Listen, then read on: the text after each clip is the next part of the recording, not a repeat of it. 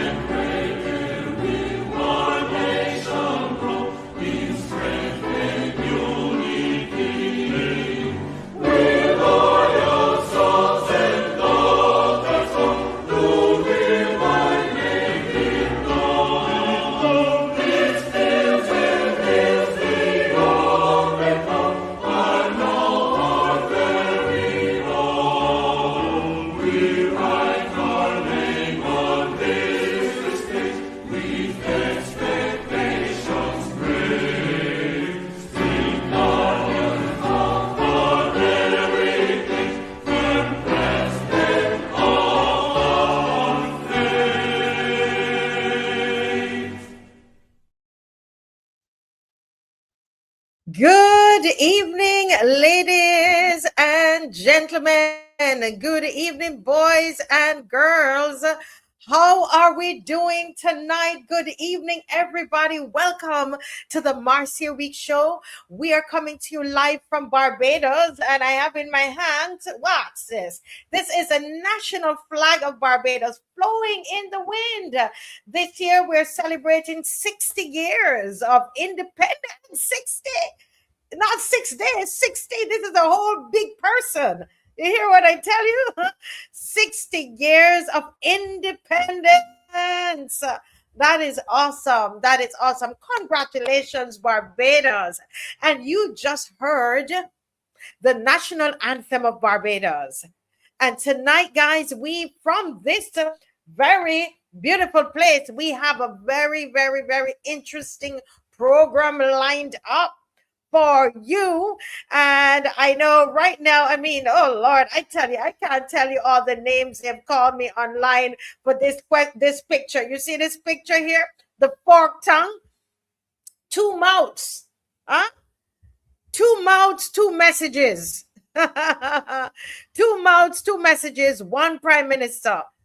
Climate justice is a moral imperative. And then she says, We're open for offshore oil and gas investment, and we hear no explanation. She sends out a little sheepish minister to come out and to say what she wants to say, and the world is asking. I'm going to show you where people from Africa, from Jamaica, other places in the world, they're asking, and she knows it. She has a PR mess on her hands. She has a PR mess on her hands, and we're going to talk about that tonight, later in the program. So stick with me tonight, because that's what they're killing me. That's what they're killing me for. More than two mouths, somebody said. Yeah, well, you know, on the Marcia Weekes Show, we're calling it what it is, and we're talking specifically about the policy. All right, it's about the policy. Okay, we are talking about this forked tongue policy, and there are many policies concerning migration, the water issue, Z money.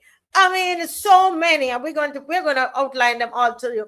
Election reform, right? Reform in this country concerning election. The whole world is thinking that we have free and fair elections, and we, as of late, since they have been in power, we do not.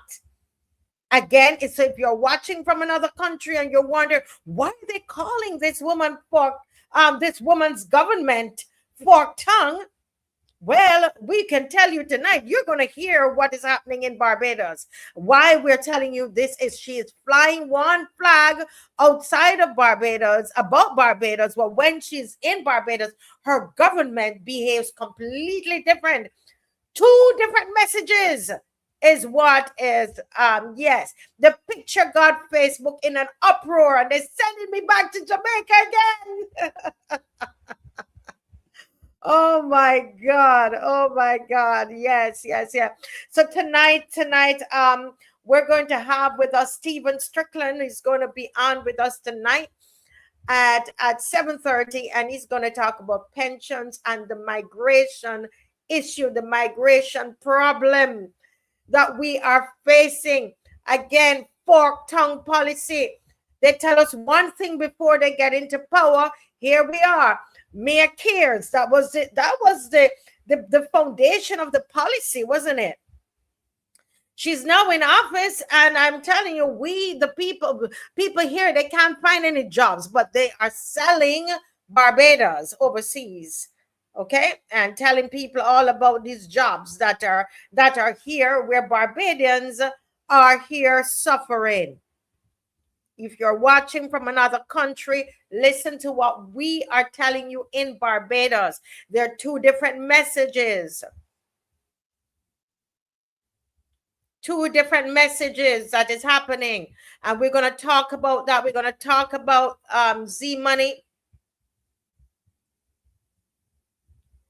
Yeah, we're gonna talk about all of that. All right. So that's what's coming up. But before we jump into that, did I make sure I told you Jason Phillips is coming on, and Jason is who is going to talk about the electoral reform that is needed in Barbados. Are you watching us for the first time from another country? Our last elections was in an uproar here, guys. There are people, hundreds and up to into the thousands of people's names were taken off the ballot. That is what happened in this Barbados, that to you outside, because of the message you're getting outside from this forked tongue policy government, you're thinking all is great and dandy in here. It's not. They are trying to take away from us our rights in this country.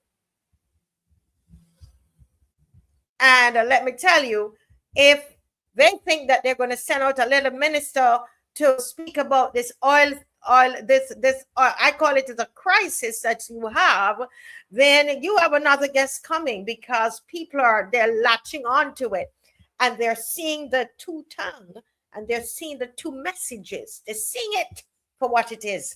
Yeah. And we're going to highlight it tonight. Mm-hmm. So everybody, please go ahead and share, like and share, please. Like and share. Yeah, that's that. Yeah, they can't face the truth. They can't face the truth. And just up front, so you know, I have no problems with Barbados finding oil. I think it's fantastic. What I'm asking is about the change of policy and all the money that Barbados got. Something smell fishy. Something stink inside there. Something smell fishy. I'm seeing two tongues, a forked tongue. Forked tongue. Yeah, I have no problems with oil. Why would I have problems with oil? But my goodness, accountability, transparency. Come and tell us how you're going to do it. What is the change of heart? What is happening? You can't establish your government for 8 years on something and then turn around, just send a minister to say something to the world after you've taken all this money. No.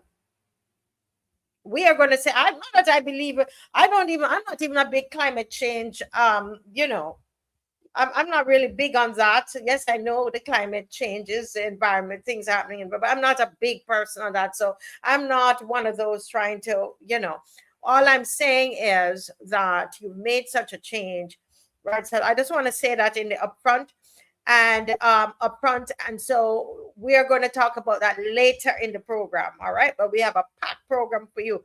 But announcements. So the first announcement that I want to announce to you, tying up my tongue.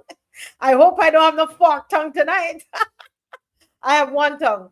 But listen, Elevate in Bel Air, St. Philip was amazing on Thursday. We didn't have enough volunteers, but we got through. We did an orientation. I don't know if Dave has any of the videos that he can put up. And the whole thing is that we want to stamp out illiteracy. Dave, there's a flyer as well. I don't know if I can help you out with that. Let me know if you're ready with that. Okay, if you're ready with the flyer, let me know. But there is what we're trying to do is to get elevate in all parishes, in all communities. You could have 3 of them in St. Philip. You could have 3 in Christchurch. Do you have a church that you want to open the doors? Just like the Christian Mission Church here in Bel Air, they opened their doors. I mean, you had the bishop was there, and the pastor of the church was there. You know, members of the church, they're so supportive of Elevate at that church, and the community came out. And I even had a past student there, a past student there from this picture that you see here. And I was shocked when I got there and saw her. And she said, oh, I heard about it and I want to give back. So she came to give back. Okay. And I want to thank Jackie ALWYN from the show. Jackie, you were there to help as well. Thank you so much. And to everybody if you're listening, I want to say that this is something that we can all get involved with throughout throughout Barbados. It's an initiative. We're not just going to sit down and complain about the illiteracy rate. We want to stamp out illiteracy. Every child can learn. With your help, they will. We need volunteers. I should have so many volunteers messaging me that, you know what, we need a whole team to organize it. Luckily, we are developing a team there in St. Philip, Bel Air, St. Philip. I believe that is going to be able to run by itself because we have a strong admin from the church. And that's how we want to set it up. We do not want it to be something where, you know, I have to be present at all of them. or anybody else that's on our core team, but that this is something that happens, right there, in the community, and it's owned by the community, right? So we want to encourage everybody, please, get involved. Do you have a veranda? You can bring some children on. It's summertime and the children are going to be home. I am saying to every Barbadian, please, let's get involved. Get involved. All right, let's get involved. Dave, there's something you want to play there, Dave? Okay, you can play it. She was interacting with the child. I think you can find a good spot for me and play it there.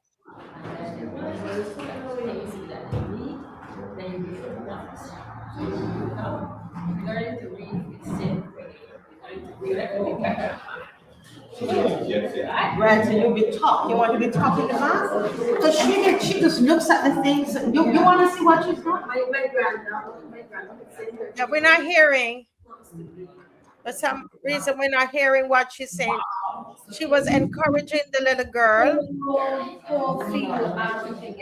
Yes. And I need to understand what and you can make a lot of money. You know that? You can make a lot of money, girl. You don't want to make a lot of money? Yeah. Okay.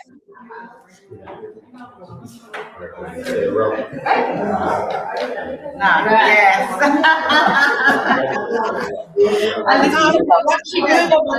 have the audio there, Dave, and just let it run. But this is what is happening in the communities, guys, and this is what. Aren't you excited about this? This is what we want to see. Michelle, your two computers are there. Michelle, where's Michelle Daniel? So that's your two computers are there. We need some more computers. We need supplies. And listen, we don't need to take any money from government. I told the bishop, I said, Bishop, the community can do this program. We don't need any money from any political party, whether B, D, Q, R, S, T. In fact, I said to them, do not take any money from any political party. Let it come. We are doing it from ourselves. Okay? It is being done by ourselves. And Sonny, I don't know if Dave, can you come, please, and pass these books? I want to show the people these books that Sonny donated. She went to the UK and she bought all these books. It's right there. And I want to show you these books, guys, because what I want to show you something. The books are up there. Yeah, I want to show you something, folks, that we can do it. We can do it together. Can this be something that we do and not be calling on the government and the government needs to do this, government needs to do that? This is what Sonny has done. Look at it. This Sonny donated these books here, guys. Can you see them? Yeah. Writing skills, 10 minutes a day spelling. And she's not even Barbadian. Come on. Listen, we don't need $5 million. We don't need to be part of the $5 million fiasco. When they give you the money, then they want to tell you what to teach. These are the books donated. Hey, and you saw the 2 computers donated by Michelle. This is Sonny Onion in the chat here. She was even born in Barbados. Mental maths, telling the time stable activity book, maths. Listen to me, folks. Listen to me. And I want to thank I don't know if I can call her name, the other lady. Sonny is actually teaching up in Bridgetown. Okay, so Sonny Elevate has started in Bridgetown. Yes, Sonny. And so Sonny has started up there. Sonny, you're doing a great job. Jacqueline, bless you. Thank you, Michelle. Everybody, do you all think this is something we can do together? Are you all excited about it? If you're excited about it, give me a thumbs up. I am excited. You can tell. Yes, we can do this. And I think all of our fathers, you know, Grantley Adams, Errol Barrow, all of them, Owen Arthur, every past prime minister, they would be, if they were alive, they would be excited to know this is something that the people of Barbados, that we are doing it. We do not need to ask anybody for a cent. I challenged also the bishop of the church, who is very involved in this. And I said to him, you have 33 churches in the Christian mission. Okay. Can you imagine, Bishop, if all of those churches will adopt this program? The way that Jones Village, the Pastor Marcia, I think her name is Abrahams, she's doing such an amazing job. They went in the community. This community came out, and a good number came out. I was shocked. They went with the flyers in the community. So everybody can give. Those of you who brought books to Praise Academy, thank you. We need your precious time. We need you to sit with a child. You can sit with a child and spell. You can spell, if you can spell rat and cat and mat and sat, you can teach. You can help somebody to read. Okay? How many of you, I don't see any thumbs up in the chat. I'm the only person excited. Oh my gosh. Oh my goodness. Oh my goodness. Jacqueline, we're the only ones excited. We're the only ones excited about this. Oh boy. All right. I don't know. And then your friends and family cuss me online and say I'm not Bajan. Somebody tell me today, go back. Exactly. You must first care. And I wonder if we care as Barbadians, or we just want to criticize. Do we actually care? Do we actually care? Or we just want to criticize? That's where we're at right now. The word 3D, I agree with you. You must first care. Do you care? All right. Now, the next thing I want us to, we have a few community initiatives that we're doing. One is called Dinner with Dad. Dinner with Dad. And Dinner with Dad, I don't know if Dave can put that up. Dinner with Dad is a community initiative that this show is participating in, and we are producing it. I spoke with the three guys that come on. What's his name again? Ramon. And he said, Marcia, the three of us want to help with this. They volunteered to help with this. It's Dinner with Dad, a Father's Day celebration of love, legacy, and family. Yes? And we're honoring young fathers under 40. Everybody say under 40. Under 40. If you're your young father under 40, and you want to nominate somebody to attend, or somebody, or you are a young father under 40, please send me a message, because it's by invitation only. Okay. So the reason we're talking about this, because I had planned that we were just going to do this on our own and not come to you about anything. But at in Bel Air, St. Philip, at the same reading program, a father brought a daughter to the program. And at the end of it, I told him about the dinner. And he said, oh, I would love to come to that, because, people don't recognize, they don't think about us fathers. We don't get the same treatment as mothers. And I agreed with him. And I said to him, okay, so, it's June 20th. But he said, I would like to bring my child. I want my daughter to attend. And he said, he gave me a challenge. He said, I believe that if you ask most of the men who are going to attend, those young men, they're going to want their child to attend. And there were some others standing there, and I said, yes, we would want to bring our children. And so we can only take one child because, you know, we don't have all of that funding, right, to feed the whole of Barbados, but nor the space for it. But on Saturday, June 20th at 5:30 p.m., right there in Upper Colamarock, Sifa House, we are going to do the dinner with Dad. And it's an intimate Father's Day experience designed really to honor young fathers under the age of 40, those who are actively involved in the lives of their children. Yes, that is what we are. That is what we are doing, and it is for fathers. I'm not sure the question you're asking me, Dave. It's designed for fathers under the age of 40. Okay, no, that's not correct. Okay, that's an incorrect thing. That no, it's not for fathers. There's a mistake there. Yeah. Now, listen, folks. Yes, Andrea. This whole thing is saying to us that all fathers are not bad. Okay.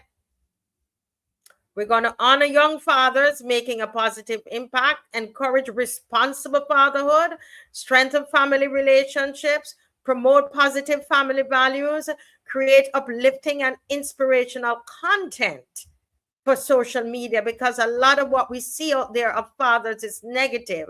And we're going to highlight positive male role models in our communities. I've asked my husband to give a little talk, a small little talk to the gentlemen as well. We're looking for sponsorship from you. I have no shame to tell you that it's from you. We need your help. We need your help. These are things that we can do on our own. Everything, we do not have to go to the government. So we need help. Meals and catering, or your caterer, and you can say, Marcia, I will make a pie. I want to make the macaroni pie. I want to make the chicken. I want to make some rice. I want to make a big thing of lasagna. I want to do some chicken. I want to do some fish. What do you have? Beverages? Do you have desserts? We want to give them a little certificate at the end. We want to be able to print those certificates at the end. You know, we want to make sure the table looks nice. And we want to document everything. Can you give us some media support? All of that is important. We're looking for editors. Can you edit? We're trying to set up an editing team to help us with editing and so on. Okay. So folks, community initiative. As I said, everything, we do not have to keep going to government for everything. We are not deaf and dumb and blind. We can see and hear of what is happening in our society. We must be that generation and those people who say we are not going to depend on the government to do everything for us. We are going to get off our bums and we are going to do something. We're going to get up. All of this crime, 99% of it, it's by young men. And this is an initiative for young men. Only fathers under 40. Can you imagine what that would do to their self-esteem and their self-confidence and how it would inspire them?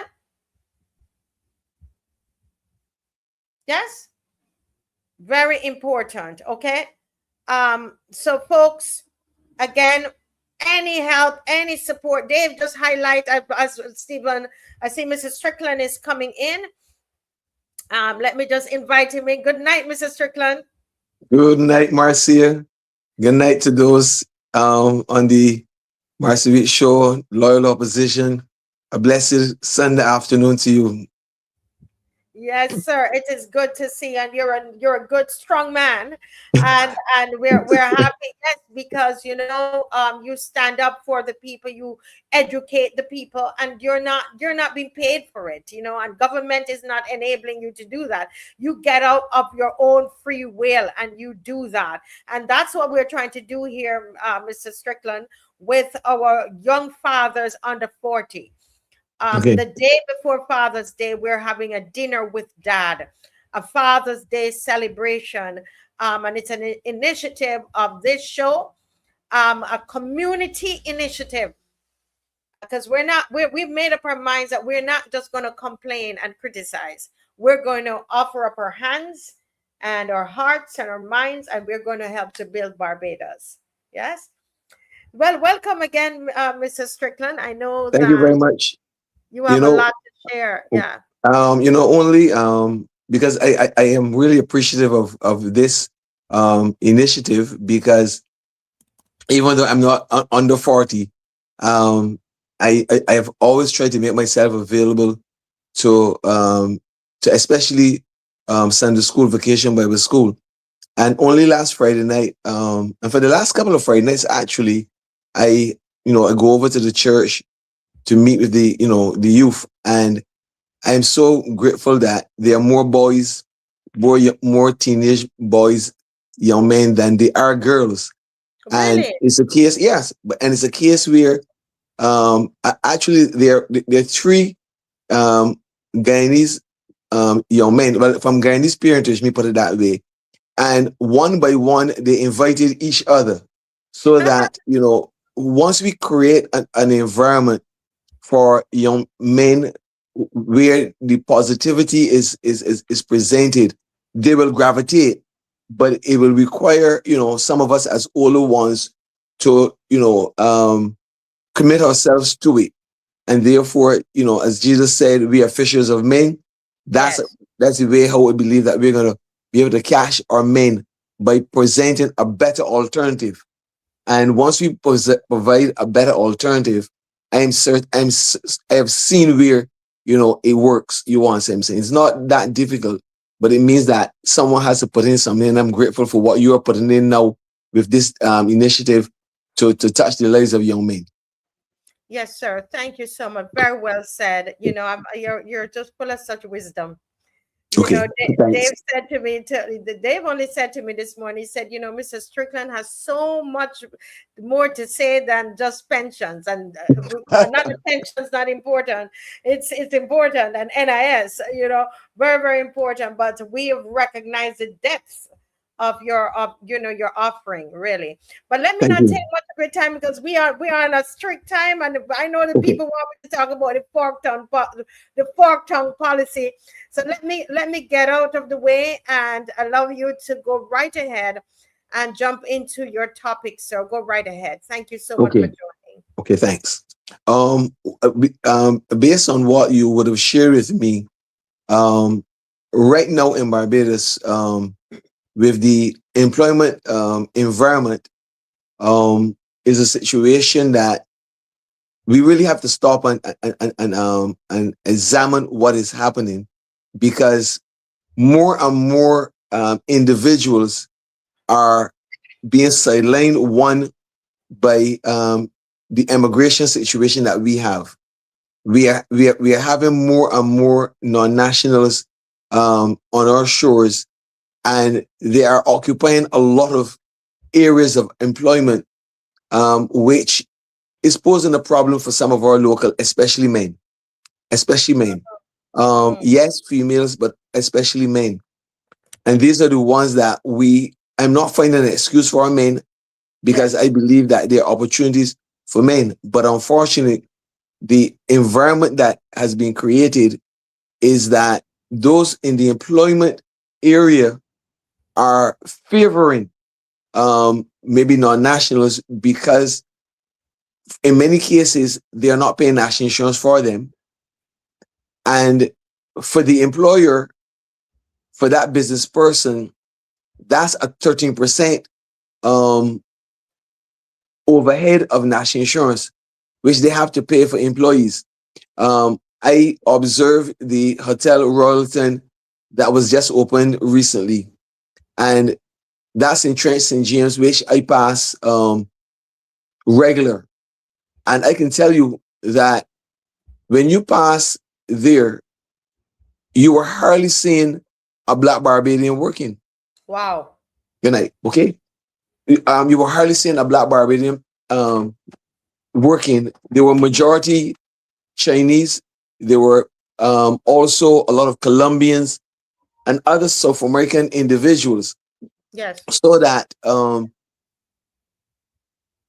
they don't have to pay national. They didn't have to pay national insurance. The contractors, not the hotel, the contractors would not have had to pay any national insurance for any of those staff members.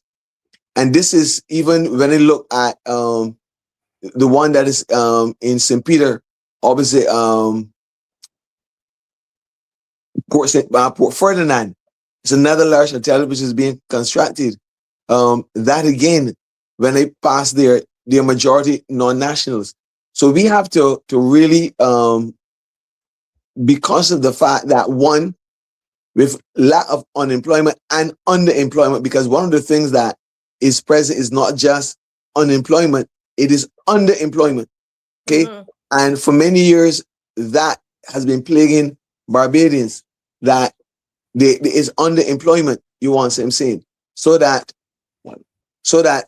we have to find a situation where we can get equal employment for Barbadian workers. When we go into the gas stations, we're going into a lot of areas, we are hearing a lot of Jamaican accents and so forth. And therefore, we have to be conscious of it. I know that the trade unions, they are not actively trying to provide employment for workers. You want what I'm saying?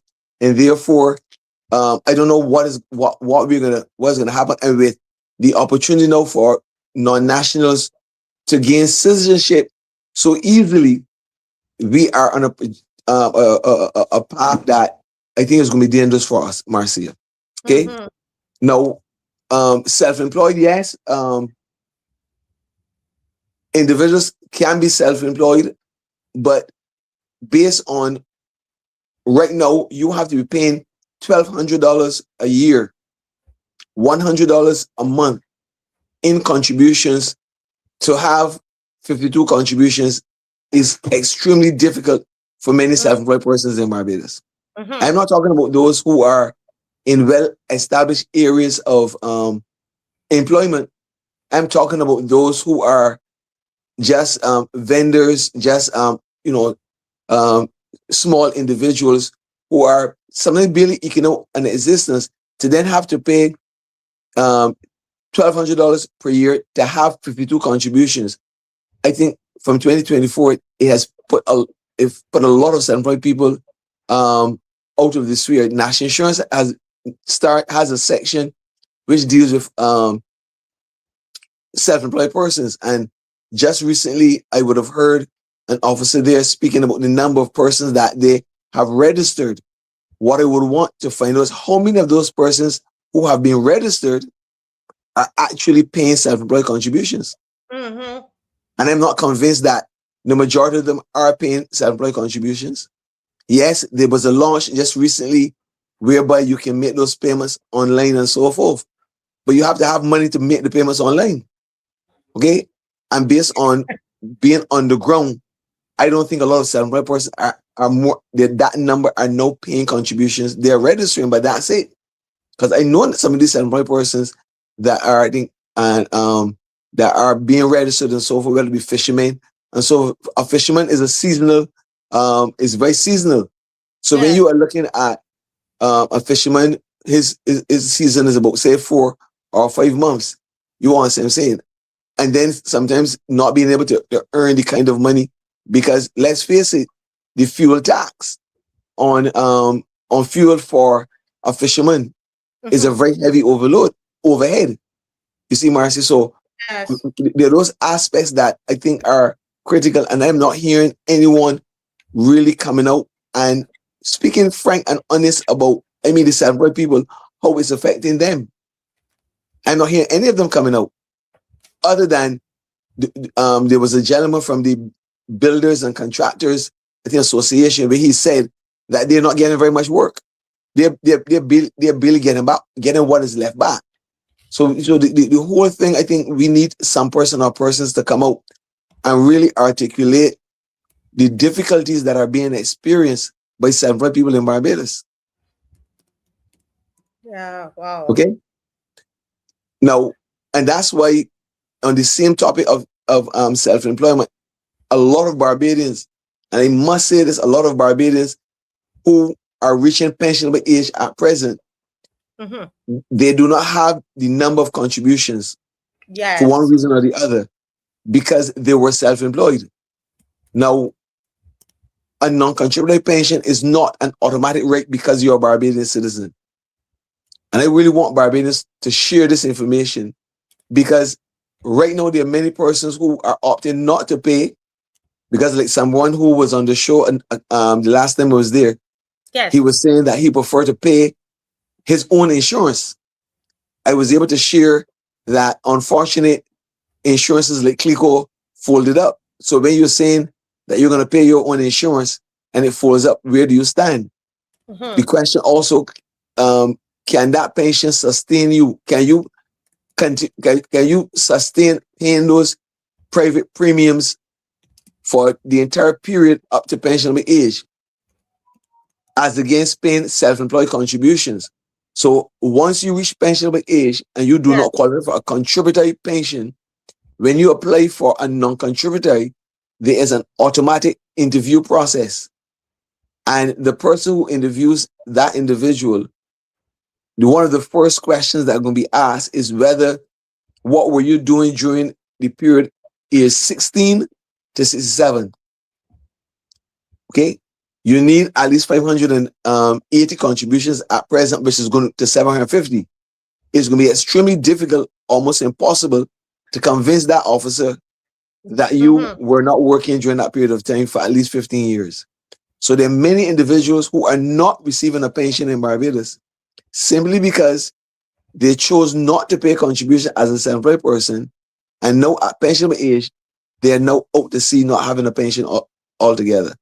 And I would hope that for those who are on the show, share this information with their loved ones, okay? Because they're going to meet that unpleasant reality when that time comes, okay? Yes, and I'm so glad that you're raising that. But I wanted to ask a question here. I don't know if I'm jumping the gun, but how many new NIS contributors are being added annually? Because we are saying the Prime Minister says she wants 80,000 people more to increase the population by 80,000. We've been told that since October to April, at least from 3 countries, we had near 15,000 people, right? 14 high, I can't remember, but I rounded up to about 15,000 persons have migrated to Barbados. And then we have the plane loads of Africans, West Africans coming in. I suspect that they're trying to make money. They're trying to generate revenue through additional NIS. But the question is, how are we going to tell that this is actually working? How do we know the new new contributors? How many are being added annually, you think? How do we go about that? Okay, as I said, based on the information shared by an officer, I think, subject to the correction, said that they had about 700 and some odd persons that they got registered, and I must repeat, registered to pay contribution as a self-employed person. I am not convinced that 2% of those are those who came from overseas.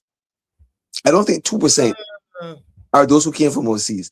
The majority of those persons who came from overseas, if they get employment, whoever they get employment with, in many cases, they are not going to be paying national insurance.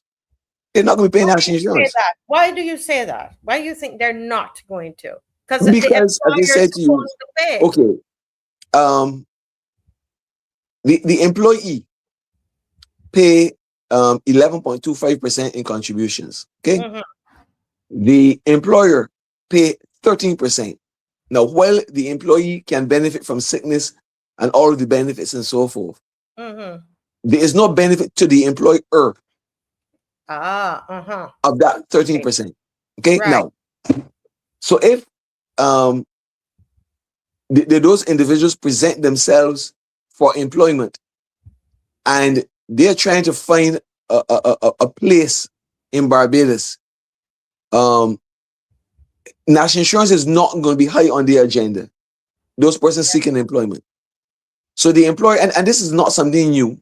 This is something that has been happening for many years.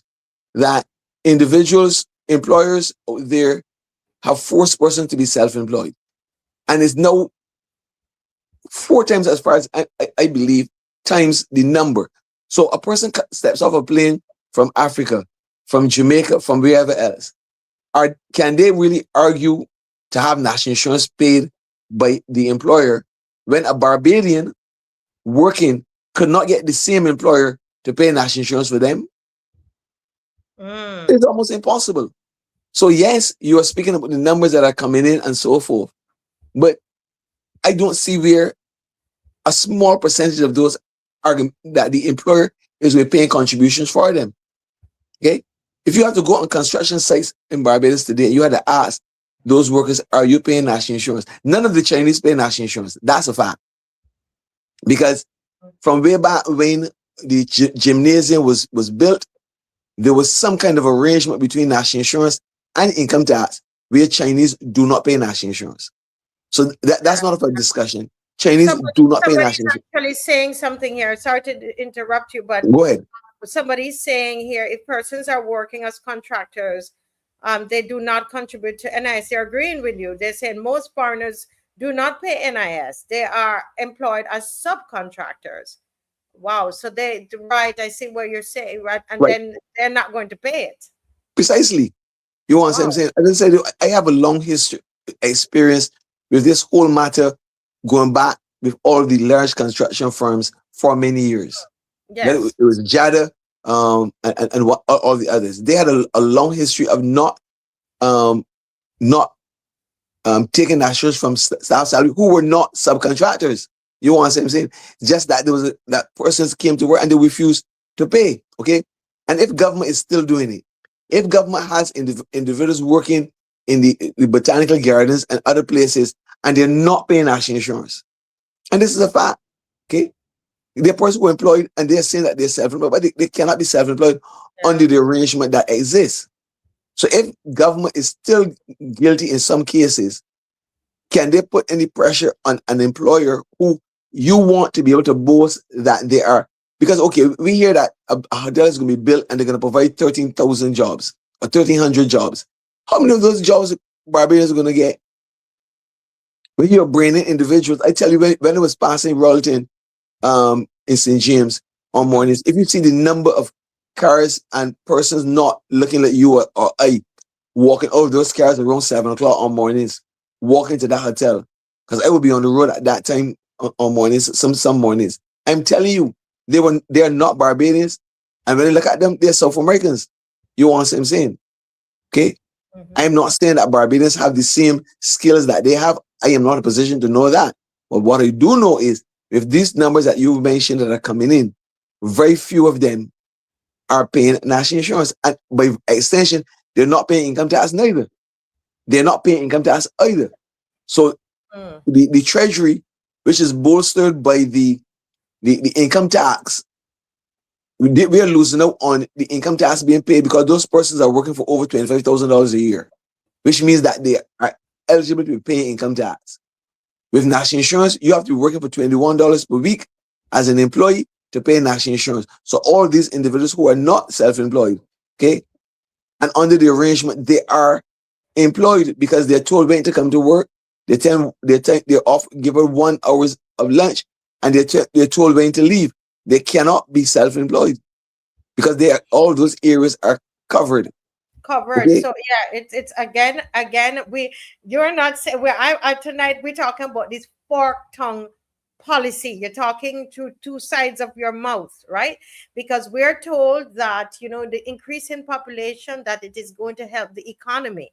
And as it relates, we're looking at NIS, well, I guess spending power, because people are going to spend in the economy. But if they're not paying income tax, generally we're saying now, and they're not paying NIS, I mean, you know, and most of these people, the other place that you see them lined up at is Western Union. Huh. It's Western Union, because that money going back, leaving the country. So isn't that is very so? My next question to you then, sir, is what is the projected impact you think on NIS over, say, the next 10, 20, or 30 years, if this is what is happening? If this is the trajectory that we're going to continue, because it seems like this is what this government is doing. Migration, this is the answer for them. 80,000 people in Barbados. What is the projected impact you think on NIS over 10, 20, and 30 years from Okay. now? One of the suggestions for migration was for them to come and have children here. Okay. Yes. But in the 2022 actuarial report, it would have indicated that 1 out of 8 several people in Barbados were actually paying contributions. 1 out of 8. Now, the fact that we are having these numbers now since 2022, and by and large, maybe 70% of them are not paying national insurance, even though you are increasing the population of Barbados. I'm not convinced that the national insurance fund in itself is benefiting from that increase in persons coming in. Yes. Okay. As a matter of fact, there may be the effect that Barbadians who would have demanded that nationals is deducted from their salary because they are employed by that individual, okay, in order to receive an income, that individual may be forced to allow themselves to be self-employed. And by virtue of the fact that what they're earning is going to be extremely difficult for them to pay contributions. So as you indicated, while on one hand you are saying that you are increasing the population, but based on what they also said, the intent is for increase the population with children, because you're looking at long term to increase the population, because the birth rate, as it were, is down. You are looking at increasing the population by way of children, but the majority of persons that are coming in are men who are in the construction area, and I don't know that the numbers that you just quoted from those that are coming from Caribbean islands are all coming and staying, because you may be counting the arrivals. Yeah. But are arrivals actually translating to persons who are taking up residence in Barbados? Because, I mean, that's something I would want to question. Because if that is so, therefore the housing stock in Barbados would be tremendously affected by that. Someone else maybe have to give an answer to that, but it has to have a rippling effect across the board. If you are talking about these numbers that you are getting, if these are increased numbers, or are they basically maybe the same numbers, okay, or maybe more, that are arriving in Barbados but not remaining in Barbados for some of these Caribbean islands? Yeah, it's a lot of questions A to lot of answer. questions Yeah, without somebody's logical answers. yeah, somebody's saying, I think it's the same question, but saying, good night, Mrs. Strickland. Worst case scenario, how will this impact on those persons if they live to 65 years old? This is the non-nationals and Barbadians and the country as a whole. And this, yeah, they say maybe this is a loaded question. I don't know. No, it's a very important question, and because with the legislation as it stands, only citizens qualify to receive non-contributory pension. Now, if these persons continue to work and it's not 65 because it's 67 at present and it's going to 68, when they reach pensionable age, it means that if they do not have the required amount of contributions, Yes. based on the interview, they will be denied the non-contributory pension.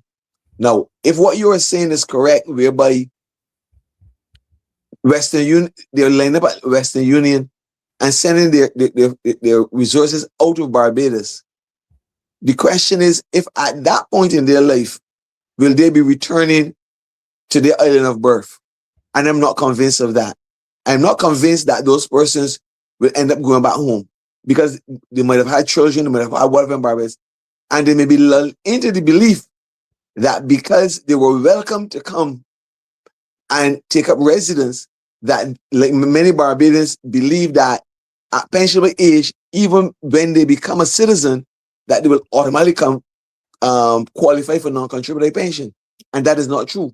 So there's going to be that unpleasant surprise for them, like Barbadians know, at pensionable age, to realize it's not an automatic right.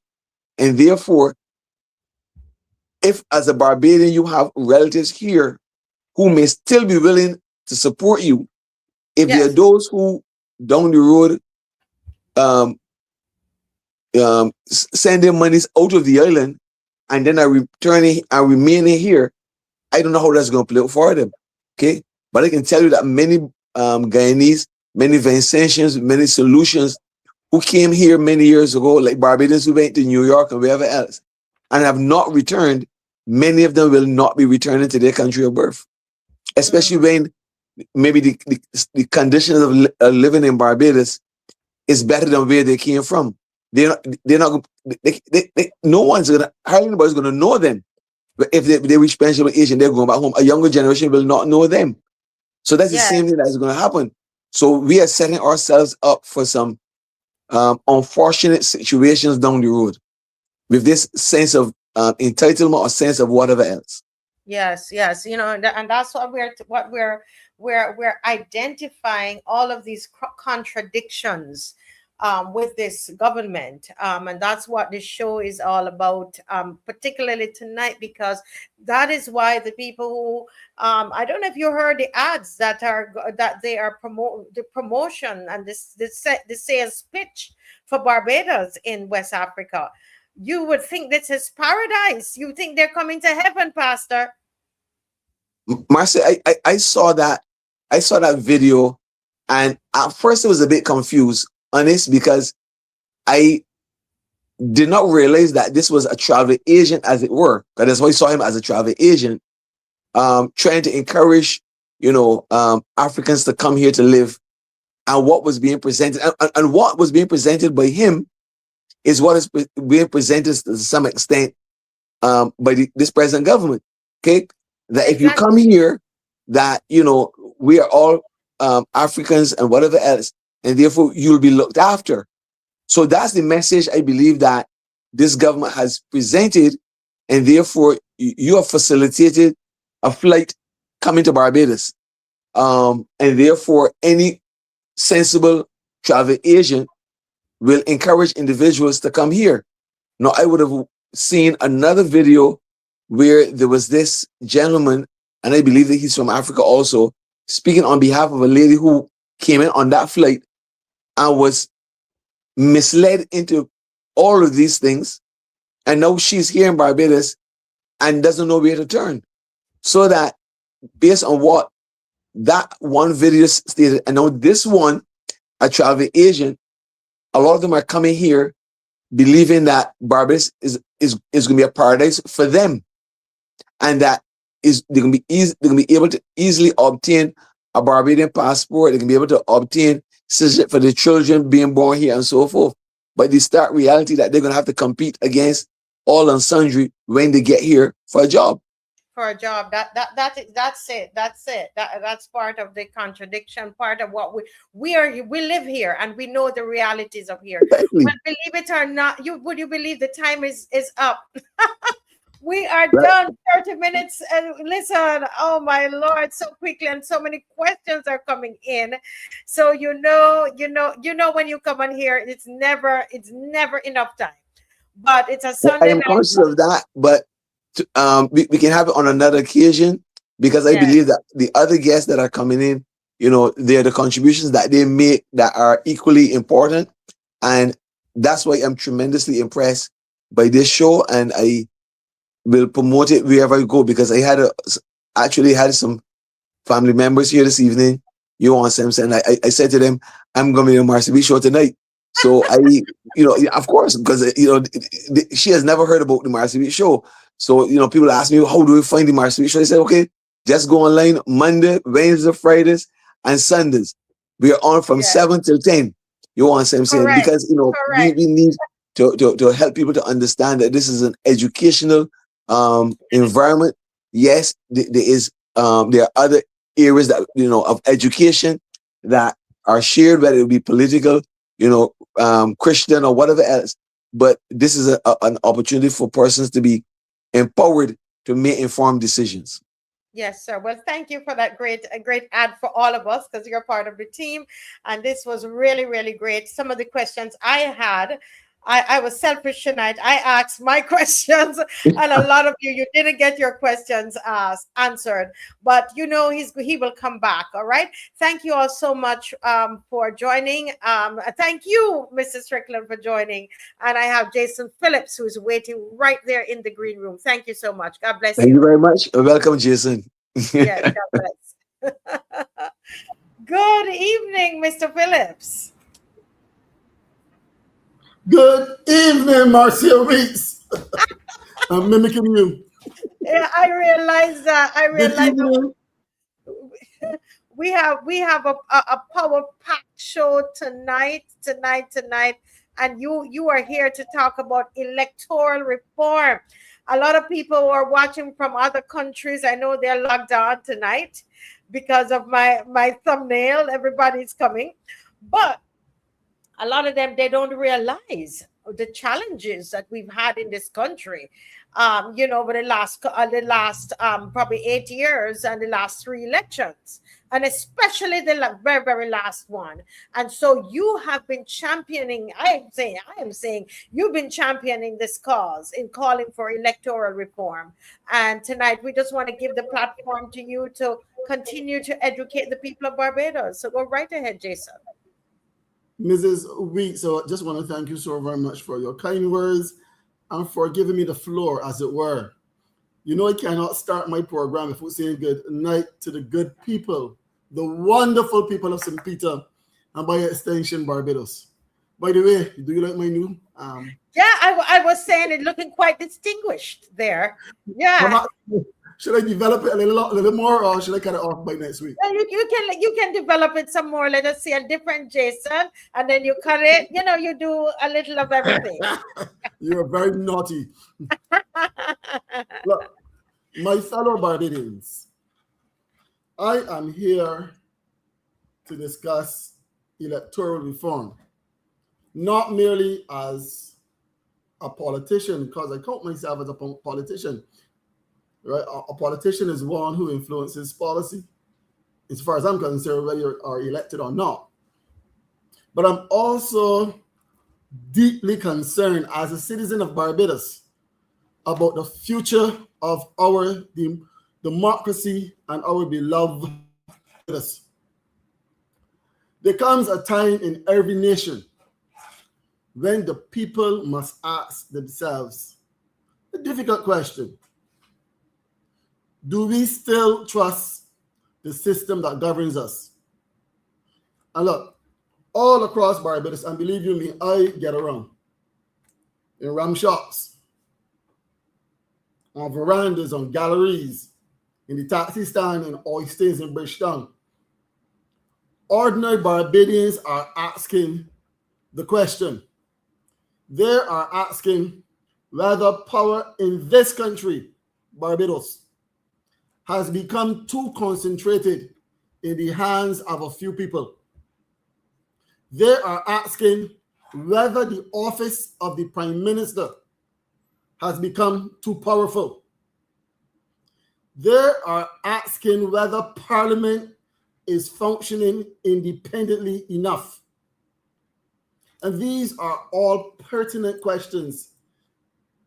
They're asking whether our electoral system is truly fair and trustworthy. And these questions are not flimsy questions. People are not fully satisfied with the result of the last election. And my friends, when citizens begin to lose confidence in elections, democracy itself is in danger. Am I not right, Mrs. Weekes? We can't hear you. Yeah, correct. Because I went to, when I was in Dominica, this is what you heard on the streets. Then they just did not believe in the election, the electoral process in Dominica. And I can't believe that I'm now in Barbados. And I mean, the last election, I was here. And I'm thinking, wow, I would have never imagined that we would need to be calling for electoral reform right here in Barbados, because our democracy, the foundation of our democracy, is at stake. So I'm in full agreement with you. Listen, we cannot continue to pretend that all is well while public trust is collapsing before our very eyes. And we know that public trust is collapsing because if you look at the number of people who voted, between 60 to 70% of the people in Barbados did not vote for this Barbados Labour Party-led government / regime. That is not just apathy. They really don't want the Barbados Labour Party government, you know. They really don't want them. They're saying to the Democratic Labour Party, get ready. Get yourself ready for the next election. That's what Barbadians are really saying. Barbados need serious electoral reform. Not cosmetic reform, not political speeches, not commissions that produce reports which gather dust. We need real reform in Barbados. The kind of reform that protects democracy. And when we say protects democracy, we're looking at democracy for generations to come. People who are not yet born. I speak plainly because the Barbados public deserves honesty. And so when I start to talk, I become riled up inside because I know the Barbados of yesteryear and I know the Barbados of today. I don't want to sound as though I'm on a political platform because sometimes you have to hold the government by the scruff of its neck and demand answers. How can one political party dominate campaign financing while opposition parties struggle to survive? Who funds these massive campaigns? Where is the transparency? Where is the disclosure? And I have not forgotten that the Democratic Labour Party and other opposition parties are not getting a subvention. So it's almost impossible to finance a party, to run a party, to compete with a government. The people of Barbados have a right to know who finance political parties and what influence may come with those financial contributions. People don't give something for nothing. We are not that naive. Campaign finance reform is no longer optional. Correct. It is essential. We need to know who is forking out all this money. And we know why. Because Who pays the piper? Does what, Mrs. Weekes? Call the what? Call the tune. Call the tune. Yeah. No democracy can remain healthy when money quietly controls politicians and political parties from behind the curtain.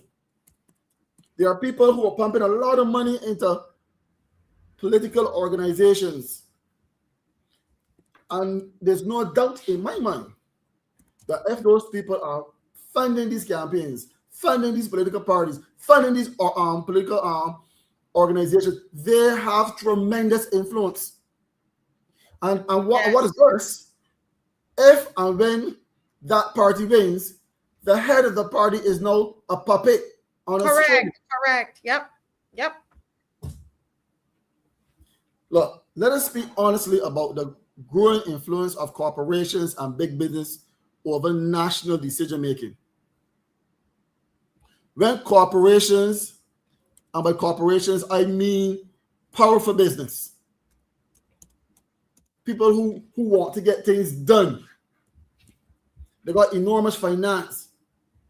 After a while, they start competing. These companies start competing among themselves, and they start to focus on controlling the economy. And recently, we had a hike in a certain commodity in Barbados.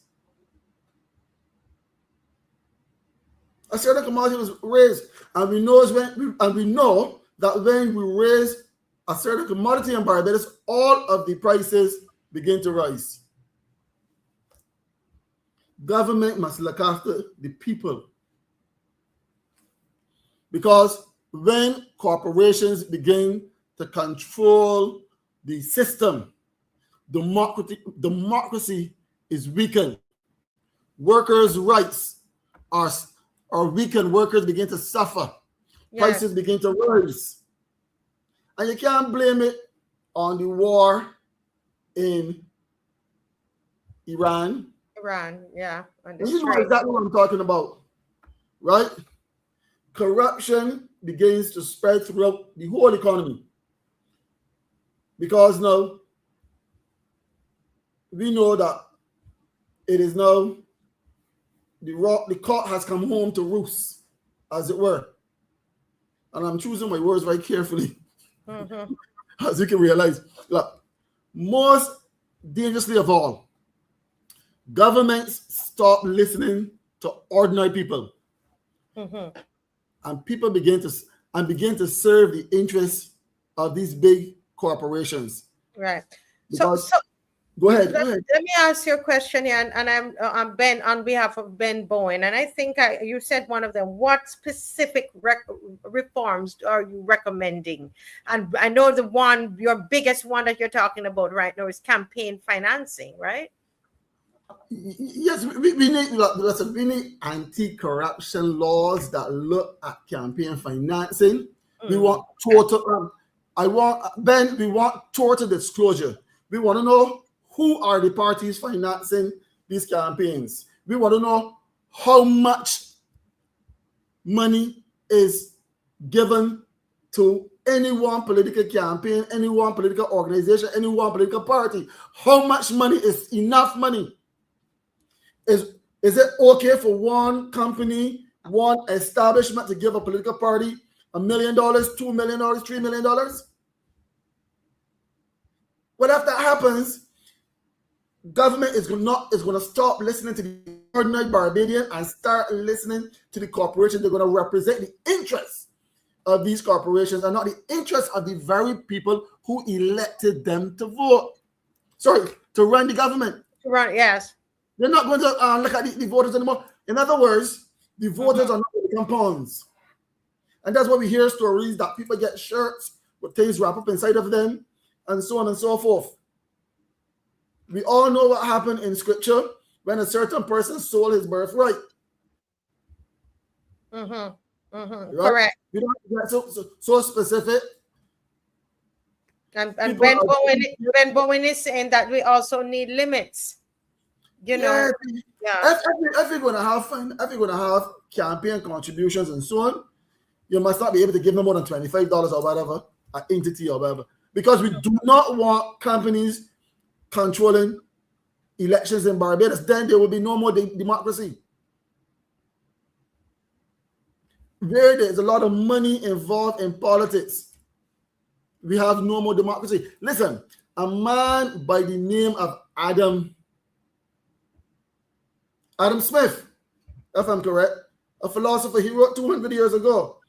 And he said, look, in open economies, people are going to make money. And that is a good thing. Mm-hmm. You know, that's good for democracy.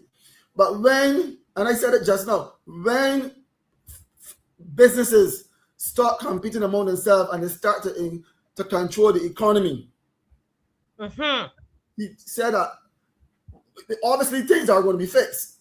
So prices are going to rise, workers' rights going to stop. It will become a 10 pass, and government will start listening to money. That's what I said just now. And these are not my words. This is for Adam Smith. Yeah. 200 years ago. So this is something that is known. Sorry, go ahead. This is what will happen. PB is asking, how would you deal with people giving persons money? I mean, there was a video going around where we saw one of our political leaders on the day of election in a particular constituency, in St. John constituency, I'll say, and that person was on the back of a truck. It was being alleged that people were getting envelopes and so on, and T-shirts with stuff wrapped up in the T-shirts. How would you deal with giving persons money to vote in this electoral reform that you're asking for? I like the word you said, allege. Yeah. You don't know for certain. Yeah. But if that is the case, we know that is illegal. You cannot pay people to vote for you. But they are doing it. Do we know that for certain? Well, I haven't seen it, but people who've received money. That's hearsay. That's hearsay. Right. But, so I'm saying. But listen to me, Marcia. Listen to me, Marcia. Yes, yes. I want to be very careful here. If it is happening, it is wrong. It is against the law. But since we do not know for sure, all we can say is that we hope it is not happening in Barbados because it is sending the wrong message. But what can we do? And such a thing, Mrs. Weekes, will undermine democracy. Because you cannot even display alcohol in a rum shop in Barbados during the actual day of the election. Far less give somebody money to vote for you. And if that is happening in Barbados, if it is wrong. And those who participate in such an activity should know that such acts are wrong. And I say this, the police should get on top of it. So Jason, in your wanting electoral reform, what you're proposing, if this is happening, what could be done? What can we put in place? Expose them. Expose them. We have cell phones. Go straight on YouTube and do a live video. Expose them immediately. We have to get to the bottom of this. Call the police. If you are a victim, if somebody approach you and they hand you money and you're insulted by that, go to the police and say, X person just gave me money to vote. I don't want this money to vote for anyone, and I want that person arrested. Look, history has shown us that when people feel ignored, exploited, and powerless white elites grow richer and more powerful, societies become unstable. And we know that in history, that led to revolutions. We know about the French Revolution. When the Queen said, let them eat cake. But Marcia, I know where you're going. Or where you want to go. It's not where I want to go. I'm seriously asking. It's a serious question. It's not even where I want to go. It's a reality. I'm trying to, as you're talking, I'm listening to you. because I am trying to say, so how is that going to be practical? And how would that really work? Is what I'm saying. I'm wondering if there could be, if the reform that we're looking for, my friend, we can there put are some more people. teeth in I'm it. reading a comment at the bottom there, right? Jason, you know that the people are not going to do that. I assume that you're talking about if gifts are given to certain people. There are Barbadians with integrity. Because if someone offers someone in Barbados, I'm saying if someone is offered, let's say $200 to go and vote for them, that is not even breakfast money. And if that were the case in the last election or previous elections, think about today. The money is already gone. Why would you want to take money and send someone to Parliament for 5 years and they get in a big salary, and all you got was $200? But a lot of people take the money though. You're saying that. So Marcia, you're saying that money is actually being given out?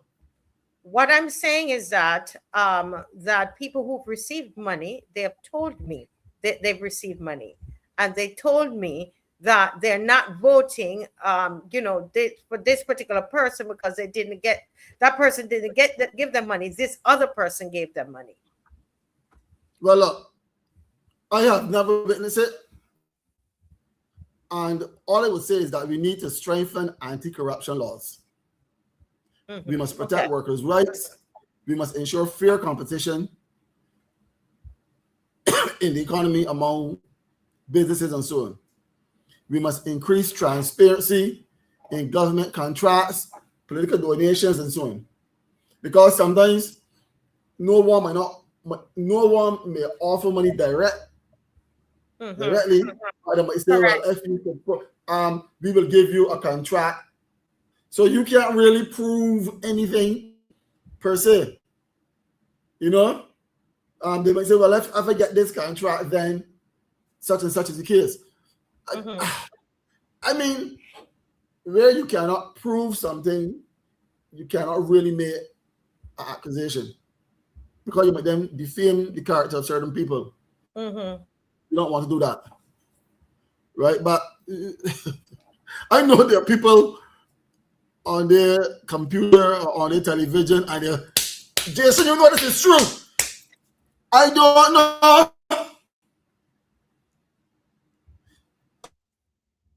You're sticking? Am I sticking, or is Jason stuck? Jason, you hit your hand too hard. You stick. You're now stuck. So how do I come back? No, we can hear you now. We can. You're unstuck. We can hear you now. Ooh, he's gone. He's gone. I guess they say he's stuck. This is getting too serious now. Yes. Okay. Jason, he dropped out. He will come back in.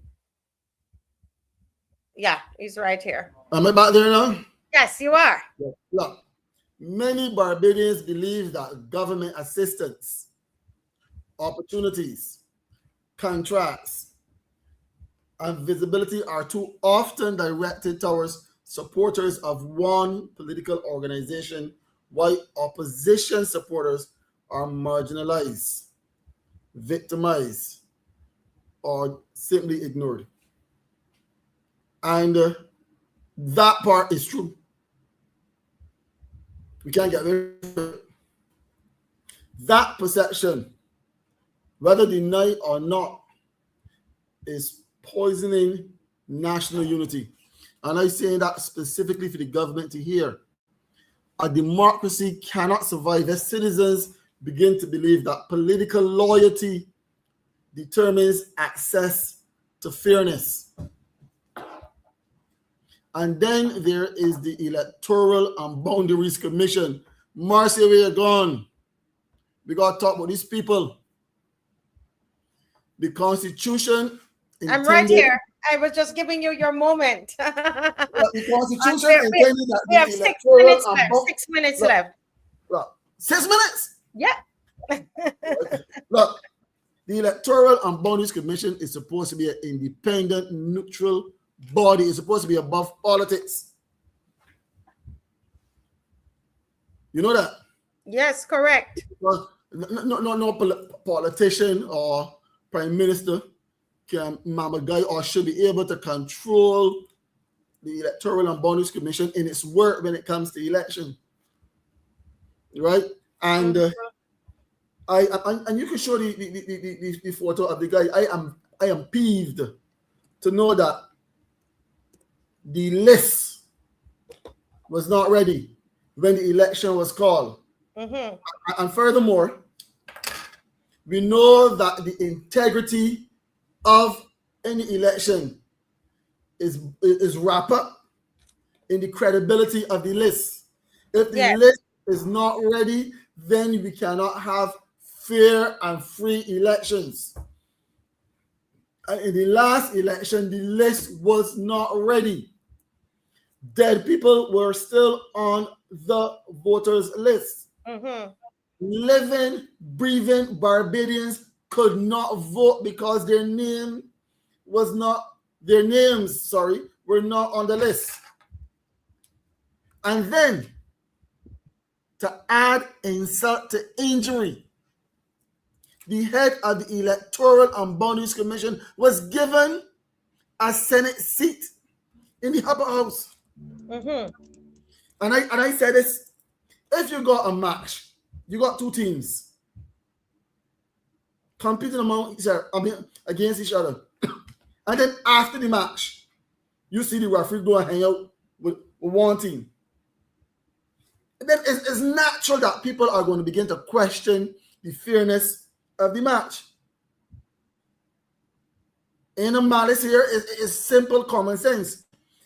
Wait, this man was just a referee. I know they're drinking beers, but one team, and that's akin to what happened here. This guy is the head of the Electoral and Boundaries Commission, and now he is a senator, and he was appointed by the same government that won the election.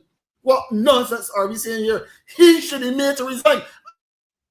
For this senator to resign his seat, it is unfair, it is unconscionable, and it does not look good, even if he was fair. Correct. Even if he was fair in his dealings with the election, it does not look good. And I would tell him this anywhere, any place on the beach, in Bridgetown or in Spikestown. It does not look good. The government should revoke his appointment. This senator,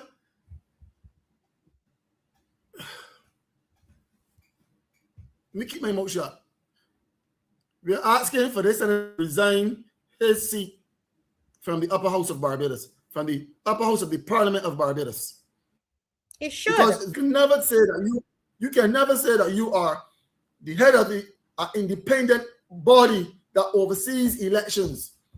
Just before the election call, you wanted to discredit people, over 8,000 people. Then you came back and said that the list is not ready. The list was not even ready during the election. Many Barbadians were turned away from voting.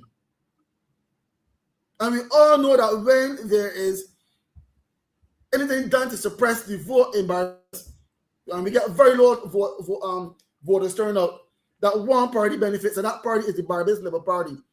And when we have high turnout, it is the Democratic Labour Party that wins the government. And this government that we have now is a minority government. Majority of the people in Barbados does not want this Barbados Labour Party to rule, because they did not vote for them. When he got appointed to the seat in the Senate, is that a favor being honored? These are the questions that Barbadians want to know. It does not look good. It is very vexing. As somebody said, he was not even made an independent senator, but a government senator. And Yes, this is why, So this is asking for this man to step down, resign your seat tomorrow. but listen, this is why not Jason isn't saying it, because I know Jason can't say it. But tonight we are looking at this motley government's fork tongue policy. Those of you who are listening overseas, you think that Barbados is so beautiful and they live in, oh, it's so democratic, and their elections are free and fair.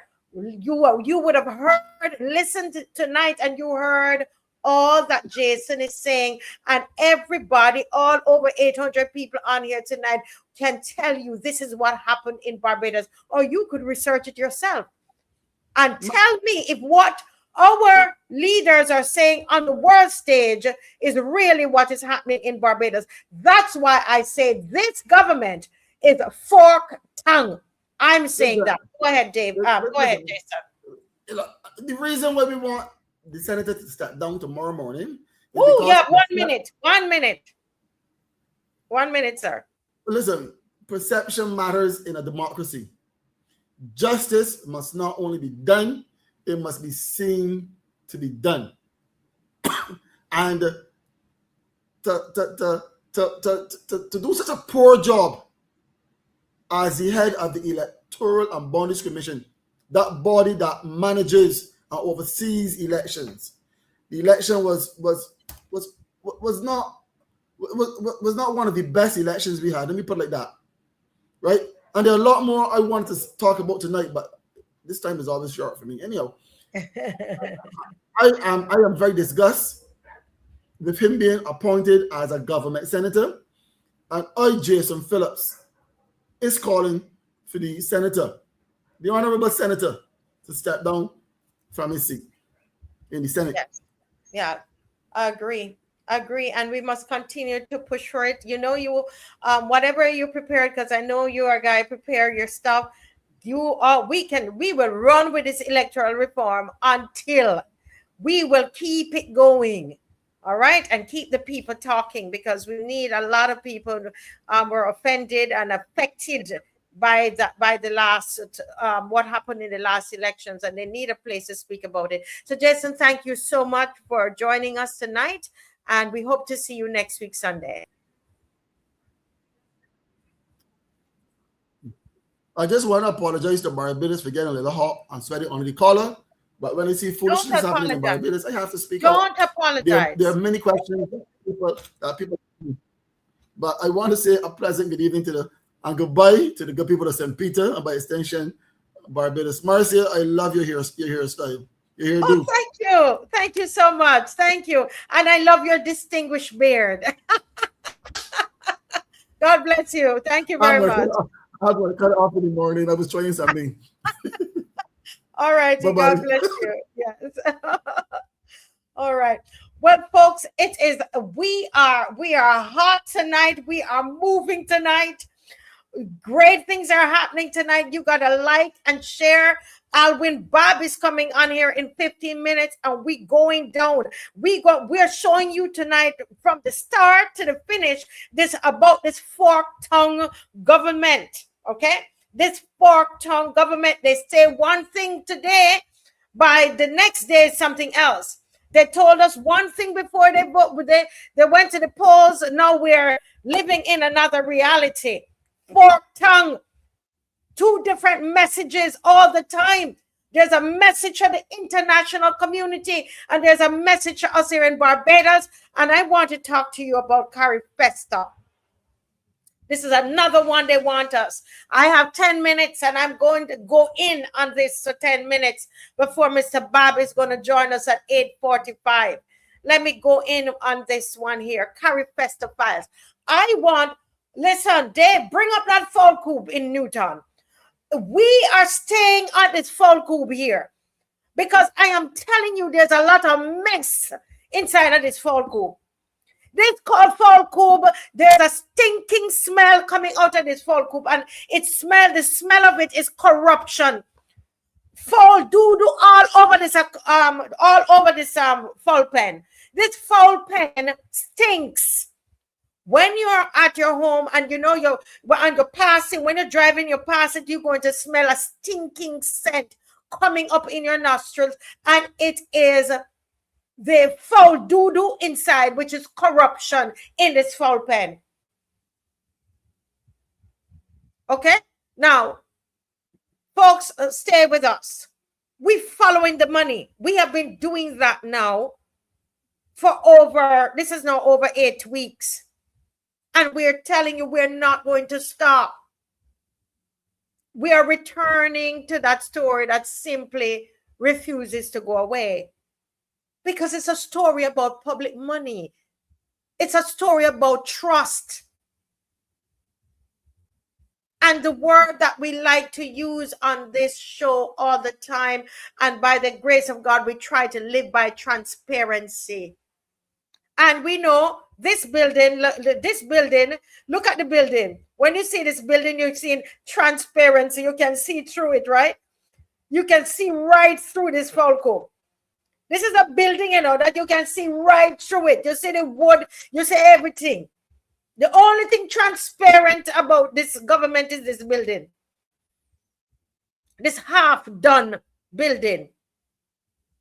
It's a story about a project tonight that a lot of us we don't understand it, right? It's not supposed to be the National Performing Arts Center that was supposed to be finished by CARIFESTA. People, it's not finished, as I've been telling you. And wait until a contractor, we got some information from a contractor, and I have questions for the National Cultural Foundation and the Ministry of Culture tonight. And you might be watching it and you say, oh, because, you are from the BLP or whatever. Listen, this should concern everybody, regardless of the political party you support. And it shouldn't just be those that are involved in arts and culture like myself. Everybody needs to be involved. Every citizen, whether you're paying tax or not, you're a taxpayer or not. Why? Money has been spent. They told us over $37.5 million.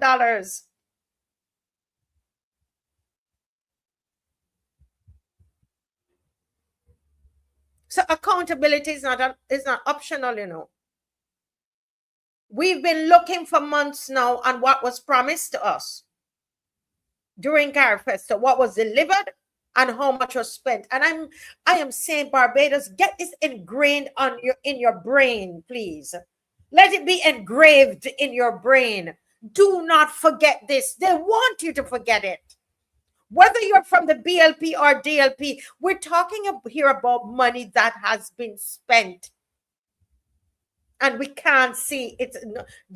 Nothing has been delivered from it but this transparent building. What did we receive in return? We're supposed to have a legacy. Is this it? Is this a legacy?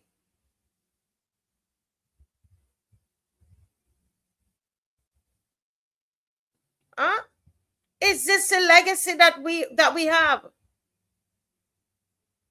Now, I know that we were told that about this 37.5 million. We have been talking to some people and they're saying to us, which we have been saying on the show, and I believe it was Stephen Lashley who also mentioned it and said, Marcia, I'm hearing that this whole thing is over $100 million. A contractor who is intimately involved with the project is alleging, right, that over $71 million was spent on that full government. Is this true? Ministry of Culture. Is this true? Prime Minister MOTTLEY. Why were we told, if it is so, why were we told $37.5 million? And people are messaging us and telling us that it is much more. $71 million. Is it true? That's what's being alleged.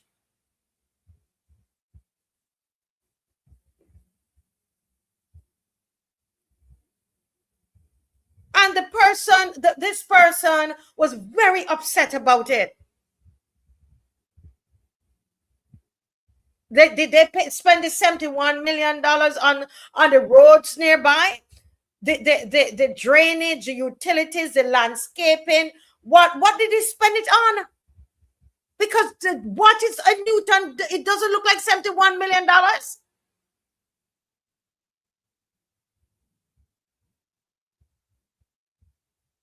Now, guess what we're hearing, guys? You would not get. You would not believe. You would not believe. You would not believe.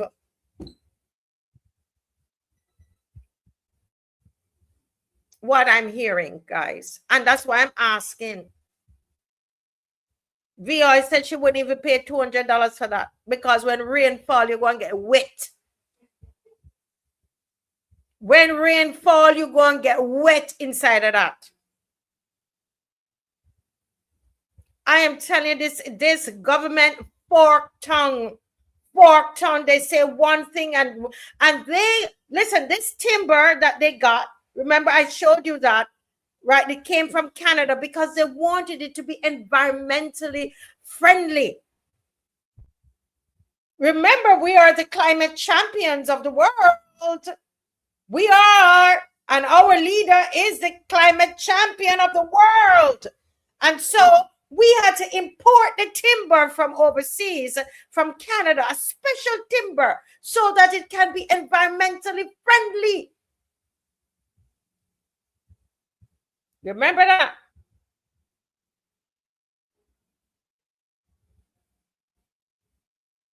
And this is why I remember Lashley saying, Marcia, I'm hearing that this is over $100 million spent for CARIFESTA. Now we're hearing from this contractor who is alleging, and I'm asking because there's no way for us to verify. There's no Freedom of Information Act that we can call for the information. So all I have to do, I can do is to come on the show and ask a question. Now, but guess what we're hearing? Listen, the juicy part of this here, although it's juicy, but I'm sorry, I'm bringing this to the taxpayers. We're hearing that the car park that was built must now be raised 3 feet. Let me just let that simmer. I know the government watching. Government, is that true? That the car park must now be raised 3 feet? You get up and go out in the middle of the cane fields. Decide to put this building, and you're going to tell me that is it true you didn't do any kind of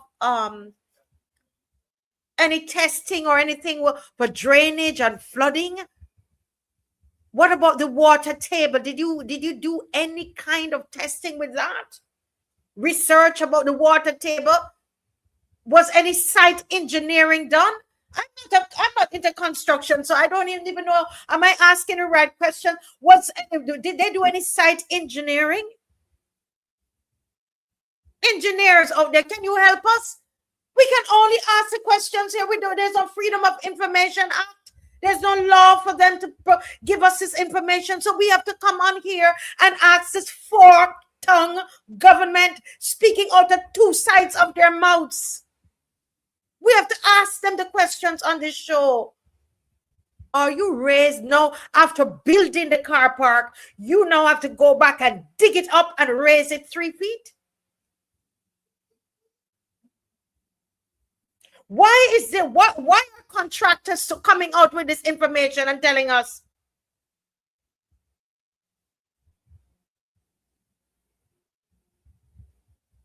Correct. There is no opposition to keep government in check. And whenever I speak VI, they all want me. They're trying to send me back to Jamaica.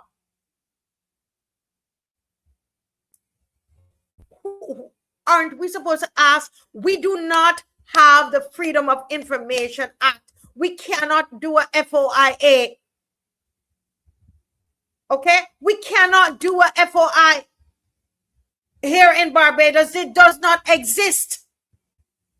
So I have to come, and my guests and panelists have to use this show, and you have to use social media to ask about it. Correct, Adrian. They go hot and sweaty. That's the point of this. And now contractors who are working on it said that this is a waste of $71 million. Prime Minister Mottley, is this true? Carol Roberts, is this true? Shane Archer, is this true? The car park, is it true that the car park must now be raised 3 feet?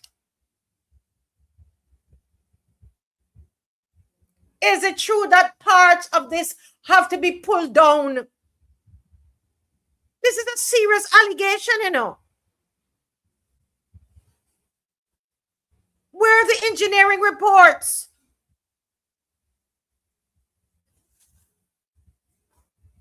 Was there approval given to do this from Town and Country or Planning and Development? Can we see the planning approvals? No, they're not going to show us. They're not going to show us. They're transparent as mud. They're not going to show us, but they want us to shut up. Because we don't live in a democracy, it looks like. We need official statements about this. Is it true that parts of this have to be pulled down and car park will have to be dug up and raised 3 feet?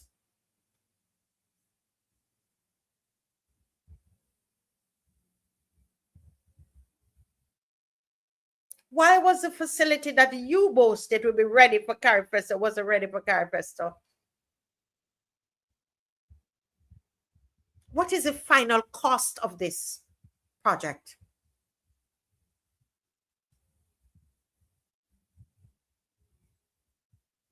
We're here looking at this project here, but has it received all its required certifications? The engineers, did they sign off on this? Because we were told, remember, last time I did CARIFESTA files, we were told that the one at Waterford, the CARIFESTA village, that it was practically condemned. Someone who would have paid their money and did everything to be in there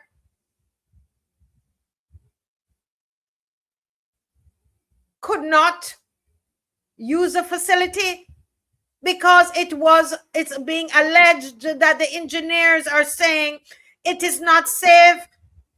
And people who go in there say when they go in and the wind start to hit that tent, that expensive tent at Waterford, the cricket, you're rickety.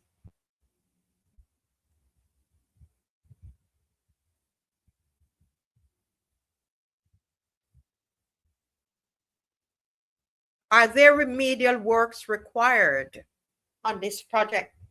Is it true? When will the public get the full picture?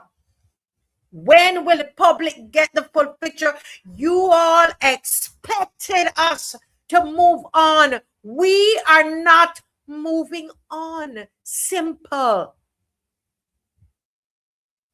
We are not moving on.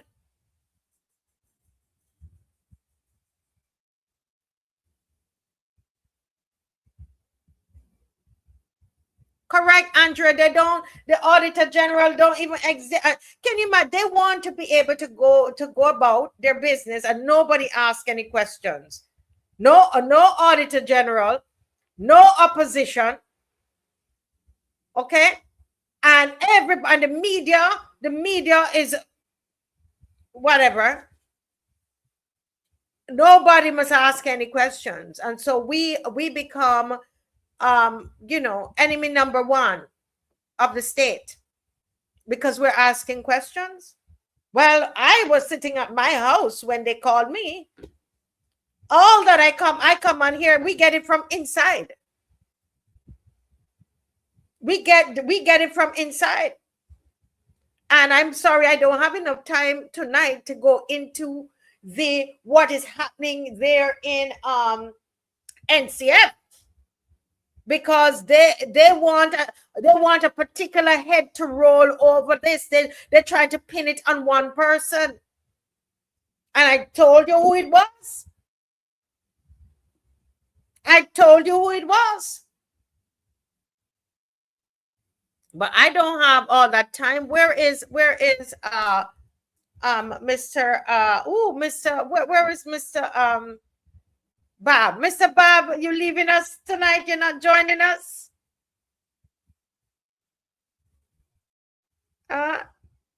What about the igloo below the chicken coop? What igloo?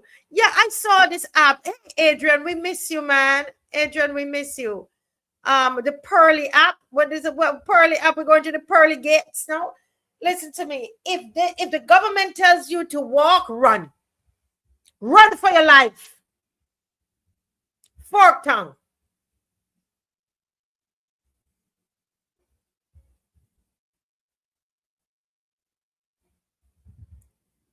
Sarah, so the government is running Barbados at their own private one-door shop. No checks, no balances.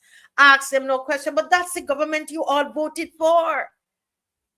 That's the government you voted for. This fork-tongue government.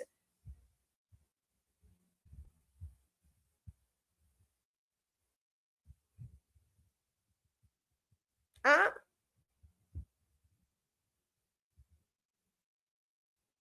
Exactly, Bihoi.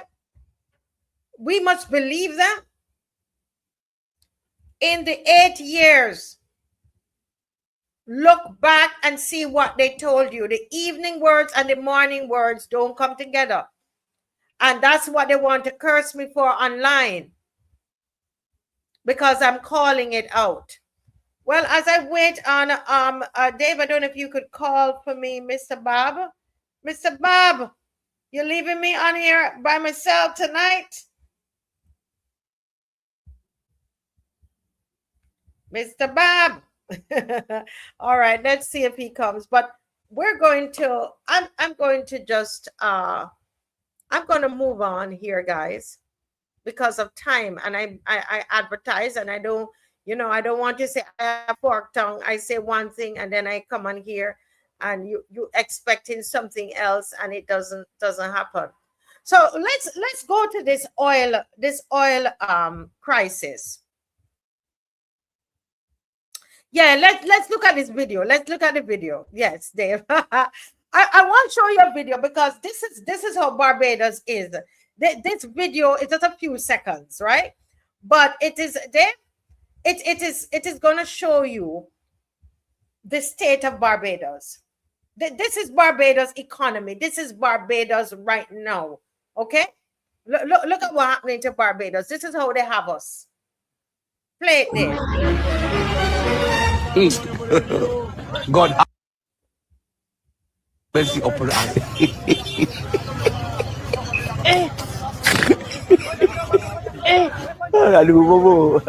Leo people. My Lord, I wonder.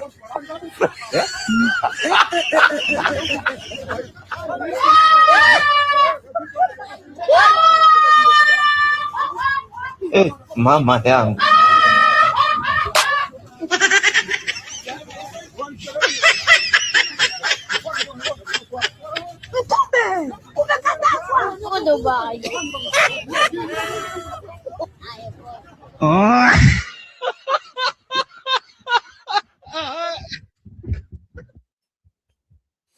Listen, that is Barbados. That's what this government, that we just been pulled here, pulled there, between the international bodies, between this government and the international, and the government and the international this and the international that. That is what is happening to Barbados.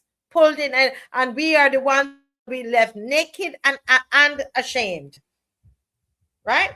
So Mr. Bob is coming on, and he is trying to sort out his connections.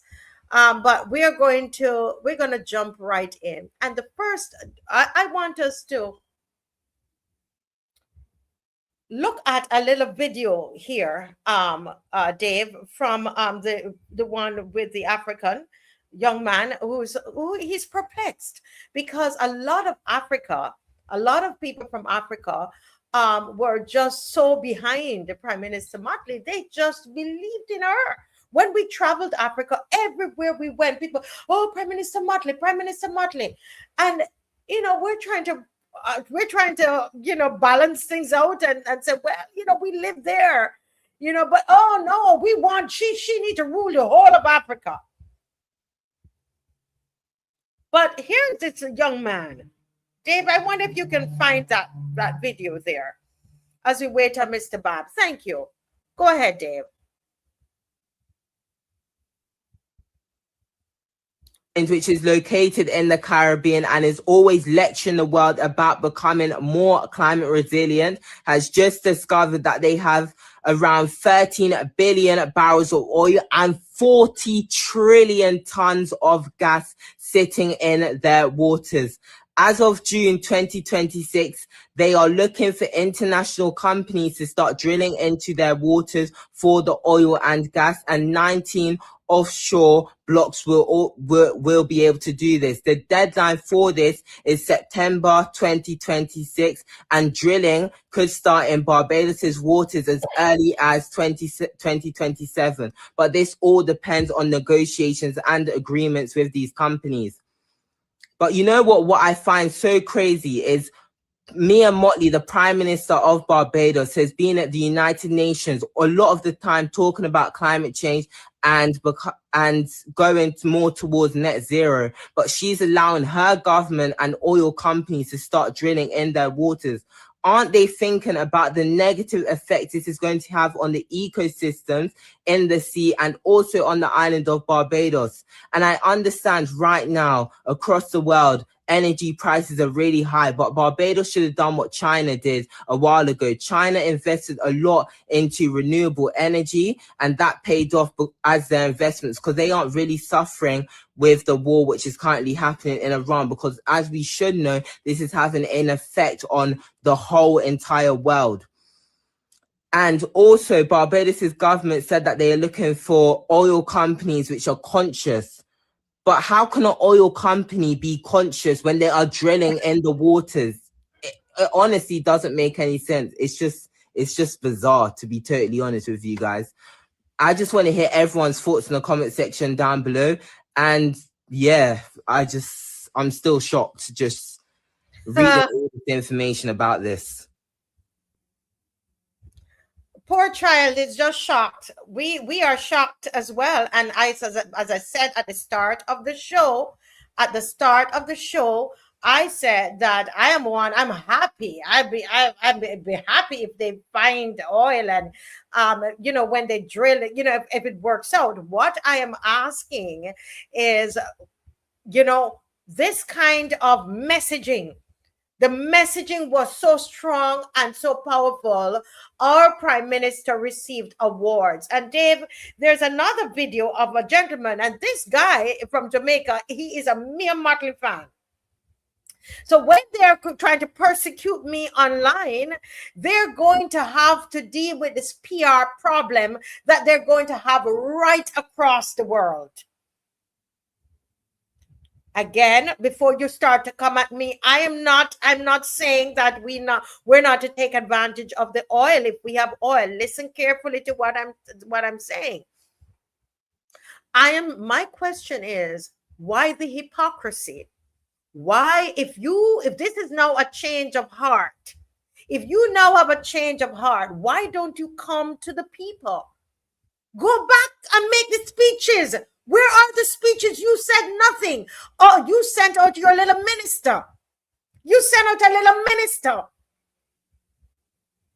to go out and to speak on it. You didn't say anything. Where are the speeches, Mia Mottley? Come out and explain to the people. So, Dave, just play a little bit of this man in particular here. Tonight, this show, he doesn't have Mia Mottley's picture. He normally has a picture of Mia Mottley, and I think it's a picture of Obama on in his backdrop, you know. Yes. But no, not this time around, because the world is finding out about this fork-tongue government. So don't come for me. Go for the world. Go for the world. Who is now holding her accountable? A word that she doesn't understand. She doesn't understand. She's like a spoiled child. You have spoiled her in Barbados. You have spoiled Mia Mottley. Nobody's supposed to ask her any question. She's like a piece of china that you put up on your, you know, in the cabinet. You can't touch her. The moment you touch her,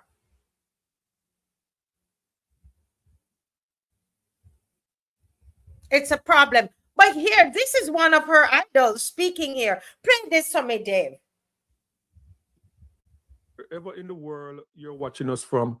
So recently we got some big news coming out of Barbados, and that news was about roughly 13 billion barrels of oil below the surface of the waters surrounding Barbados, and also natural gas.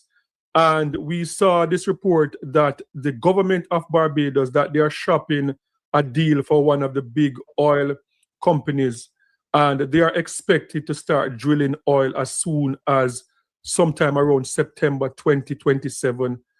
But a lot of people, not just in the Caribbean, but people worldwide, they are looking at the Prime Minister of Barbados sideways, because there's no secret that the Prime Minister of Barbados, the Honorable Mia Mottley, she has been one of the person at the forefront of climate change, talking about climate change, talking about the protection of small island nations when it comes on to hurricane, earthquake, natural disasters. So people are asking the question now, how can the Prime Minister, the person that's at the forefront on the world stage, when you see her at the United Nations General Assembly, she's always an advocate for being responsible in terms of our environment. So how can the same person be trying now to benefit from 13 billion barrels of oil that's below the surface of Barbados? And is it possible to be responsible when drilling oil? So this is just a few of the questions that people are asking online. Is the Prime Minister of Barbados, did she sell out, or is she being a hypocrite? Being on one hand, she's fighting for climate change, climate resilience, but now that there's oil in the waters of Barbados, she's ready to benefit from it. So this was the news that came out of Barbados recently. Hidden in Barbados' massive marine space are billions of dollars worth of oil and natural. Okay, so folks, the reason I showed you those videos, is so that those of you who are watching, and you came on to watch to hear what I'm going to say, you would also realize, I want you to realize that you have a PR problem. You love PR, don't you? Everywhere the Prime Minister travels, she travels with a whole entourage, a media. The media team travels with her. When are you going to have to fix this one? You're going to have to fix this one. How are you going to spin it? You're going to have to spin this one. The same way you mounted those platforms and made those speeches, we want you to mount them again, and explain to Barbados and the entire world, how are you going to drill safely? Huh? Now, I don't know if Dave is able to find it or for me, but there is I did up a whole thing with the awards. How many of you remember how many awards me and Mottley and the government of Barbados we have won? Let's look at just the awards that we have won in this country. How many of you remember that? Can anybody tell me how many awards? Make a guess. Who can guess how many awards? Well, the awards that I have found, because I might be wrong. You might be able to add something to it, okay? Anybody out there? Dave, did you find it? Yeah. So this is Barbados and me and Mottley, the climate leadership timeline. So I developed a timeline for this. Okay? And this is why that poor little African guy is confused. He's confused. She has confused that African boy. It looks like he's about 18, 19. He can't understand. He's confused. She's confusing the world with her hypocrisy. 2021, we received the UNEP Champion of the Earth, was received by Mia Mottley in 2021.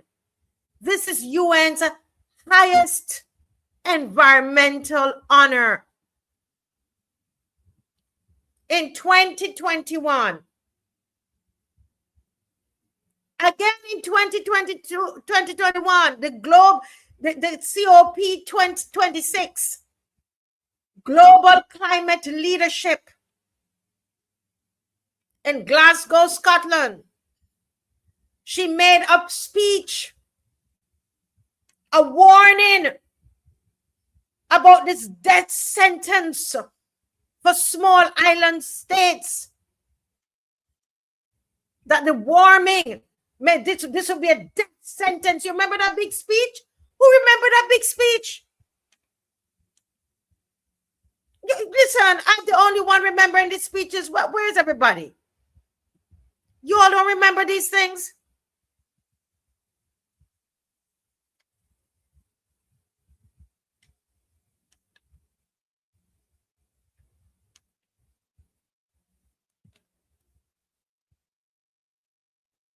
It is, Adrian, it is the highest honor. The highest environmental honor has been given to this woman. And you're telling us in Barbados, Barbadians are saying Bajans should not ask any questions, and the world should not ask any questions because we're happy to have oil. Yes, we're happy to have oil, but we would like to understand, because you have led us. You are the leader of the country. You led us on a path. You educated us through your speeches. You told us about the death sentence that was on our small island states if we continued the way that we were going, if we didn't take care of the environment. And you did that on behalf of Barbados. We want to understand. In 2022, the Champion for Global Change Award by the UN Foundation. Recognition for global leadership on climate and sustainable development. And some of these awards come with money.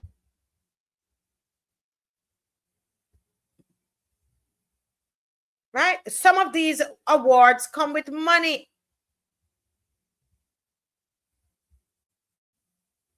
Okay? The Global Champion for Global Change Award goes to her. Listen, you remember the Bridgetown Initiative? I remember somebody from Africa sent me this Bridgetown Initiative. And when you listen to the narration and you see the pictures and all the things that they were presenting, I had to ask myself if this was Barbados. Right, this is her getting one of these awards here, Dave. Hobnobbing. So now you have a PR crisis. That's why you have not said a word about it. You have gone into hiding. You have not said a word about it. Come out and justify it. What we are not sad that there's oil. We are talking about the hypocrisy. This is just one example of what we've been talking about, this fork-tongued government.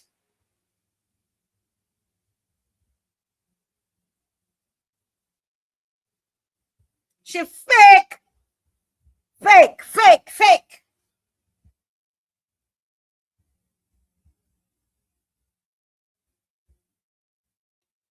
Yes, 1.5 degrees was a matter of life and death for the world.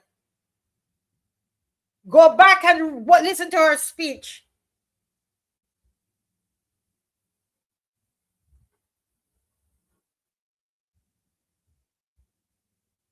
Yeah.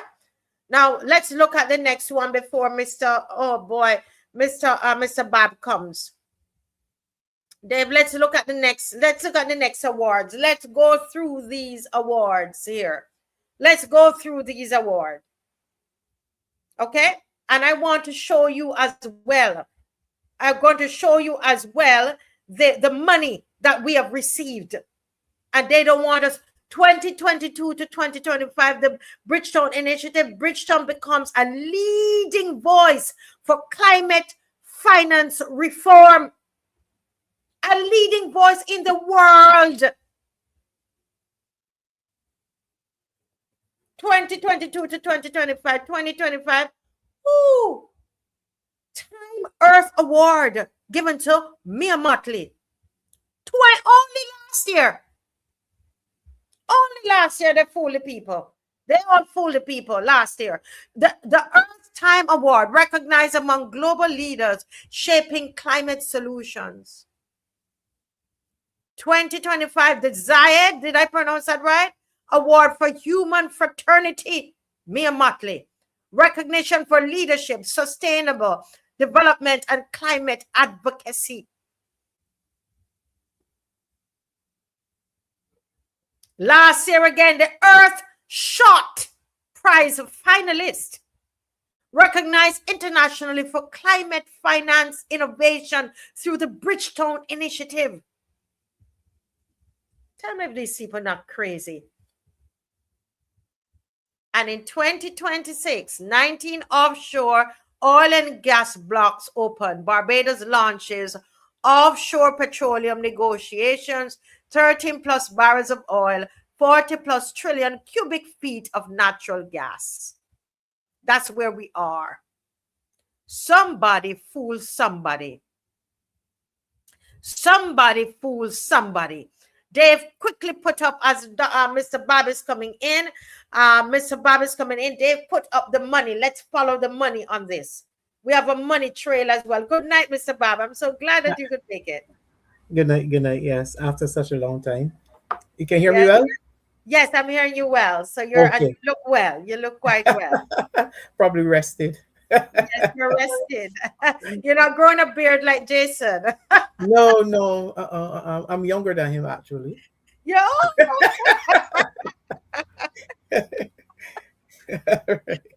Oh, listen. So this red and ready people, they don't want us to talk about these things. Yes, developing the oil and all of that. I think it's important, but I think integrity is also important. It is also important. This whole thing, as I was saying when you were off, is that they have a PR nightmare to deal with, because people in Africa, all about their concern, they're thinking, but this woman, in their minds, I'm not saying so, but in their minds, they think she's fake. They think she's a fraud. They think this country, the whole country, is a fraud. How could you get all these awards and now this is what you're doing? But Mr. BABB, let us quickly follow this money. Yes. In 2018, this is what your country, because online they say it's not my country, so I know it become your country. This is Barbados climate finance timeline. Okay, let me make it big so that I want the people to see. Right? I want the people to see. Okay, I want you to look at it. Don't look at me and Mr. BABB. Look at it. 2018. GCF water resilience, $27.6 million. That's what you all get out of out of this this platform that was created, a narrative, the international narrative. Is this a scam? Is this a scam? I'm asking a question. Is this a scam that happened? Did somebody get scammed here? 2022, US 189 million.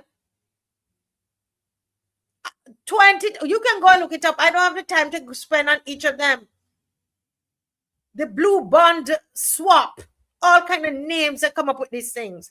Oh, US 150 million. Can somebody add this up for me, please? 2023, US 100 million. This is all under the climate platform, the climate initiative, the environment.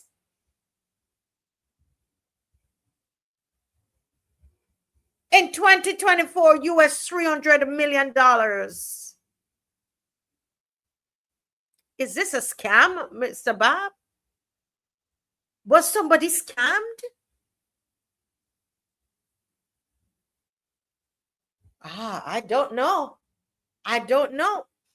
I don't know. Was this platform of climate change, was it used to negotiate grants and loans and financing? Was that what it was for? What was this really for? Some of these are grants, some of these are loans.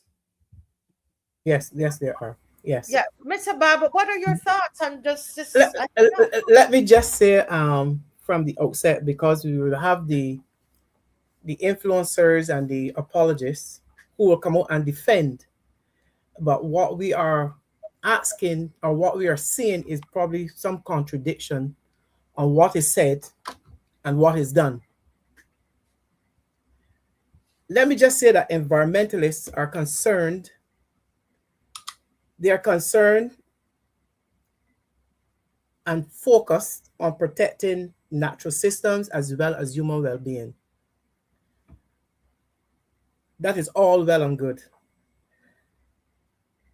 There are the environment and protecting the environment for our future generation is the main focus.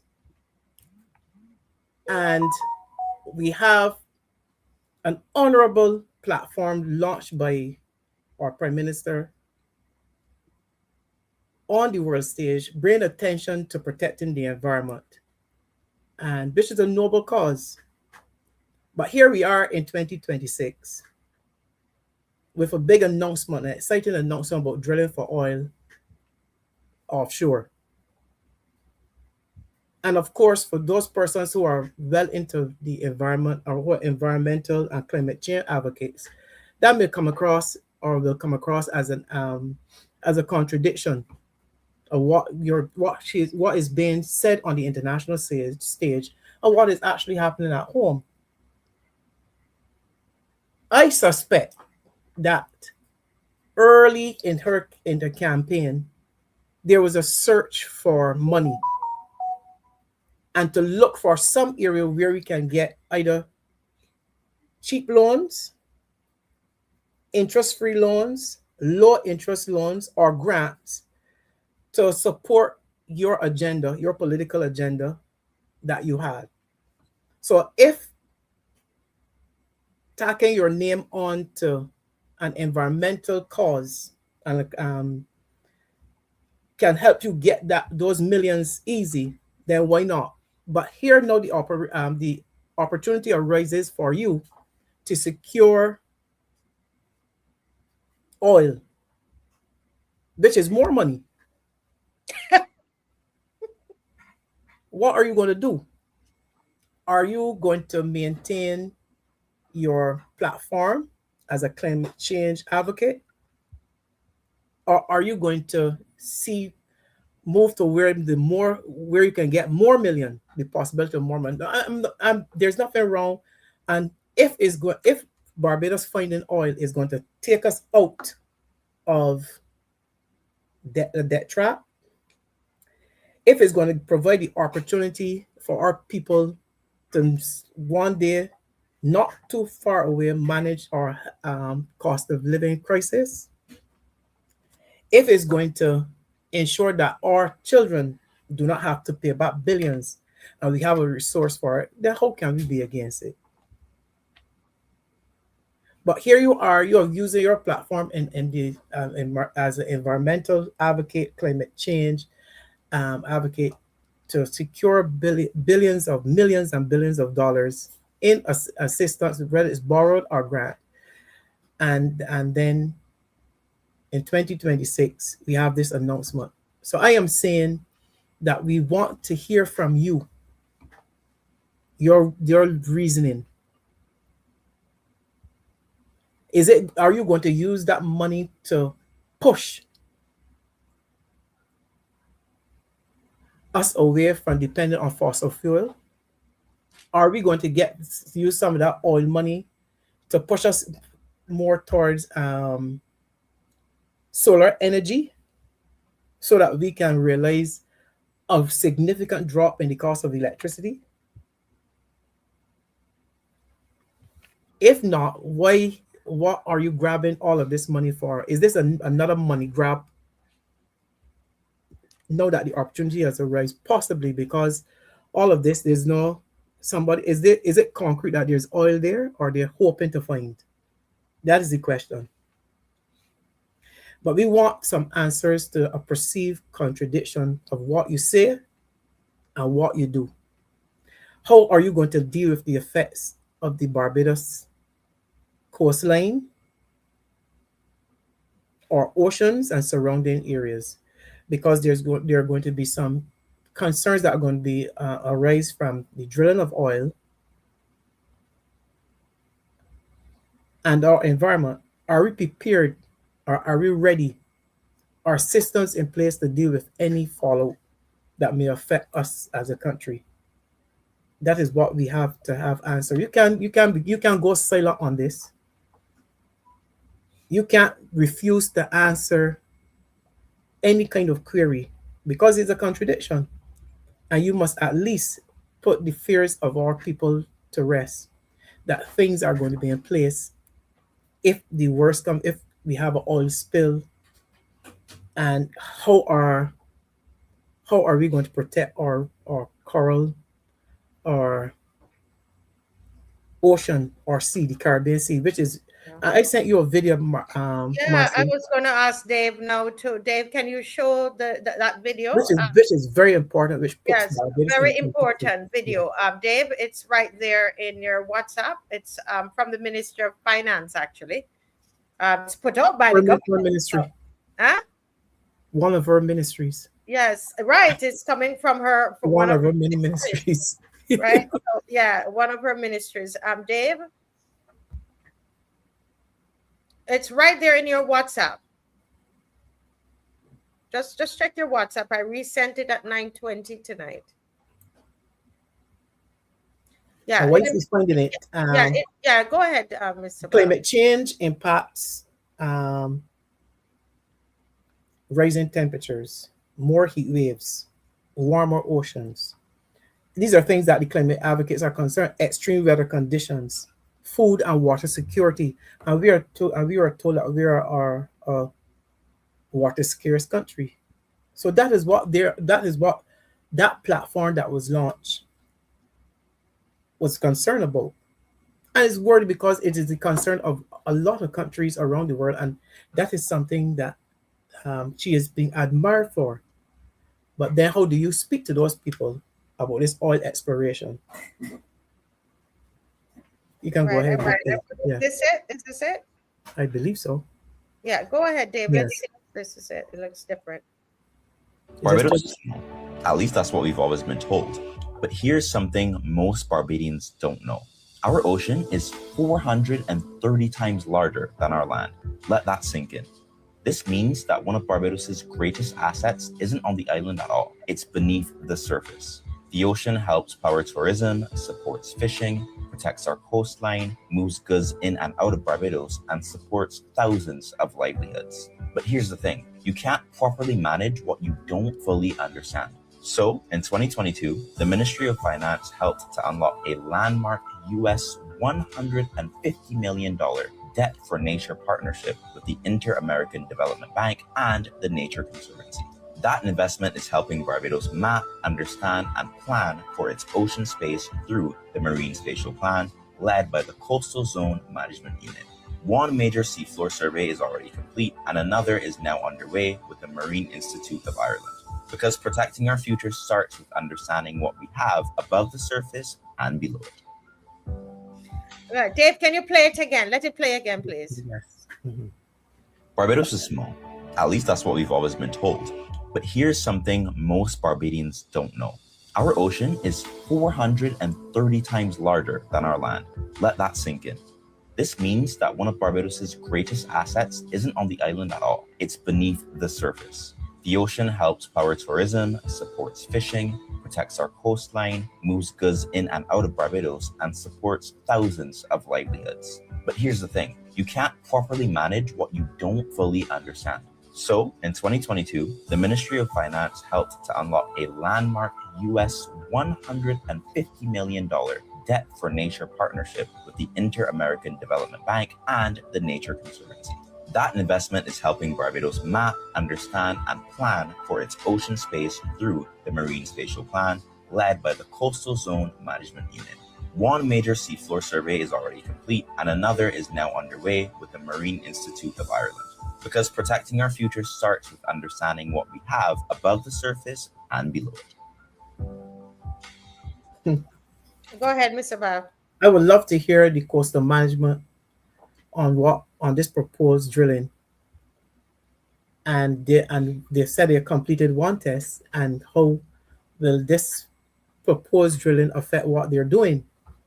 And as well, drilling for oil proposals versus environmental climate concerns. They're basically weighing two different sets of priorities. One, energy economy versus emissions ecosystems. So this is what we're going to be. There are two different priorities. So which one are we going to prioritize at this point in time?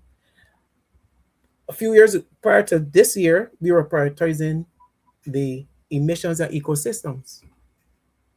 But 2026, it will appear that we are going to prioritize the economy, energy, and the economy. And how will it benefit us? And how that line up against your own international platform at this time. And I suspect because that platform was launched as part of a campaign to be elected to gain election to the UN. Interesting. Never thought of it that way. I did. So know that position, she's clearly not getting. This person is clearly not getting the UN job. Right. Yeah. Hold a minute. I never thought about it that way, Mr. Bob. Because when you're going to put yourself up for international position, there must be a platform that resonates internationally. And you carry that platform to the international community so that you can get your votes and your support. So what better way than to launch an international campaign for a UN pick than to attach yourself to a platform of the environment, which is the concern of a lot of nations. A lot of people are concerned what is happening around them to their rivers, their oceans, their forests, and how we are going to save this for future generations. So you have that. So that probably was part of our platform to gain international recognition because our speeches Barbados. It does will do that. Complicated. It makes would have shown that. But no, that is no longer on the cards. Playing, I think, in the background. That is no longer on the cards. And we have turned our attention now on the other focus, that is the economy and energy.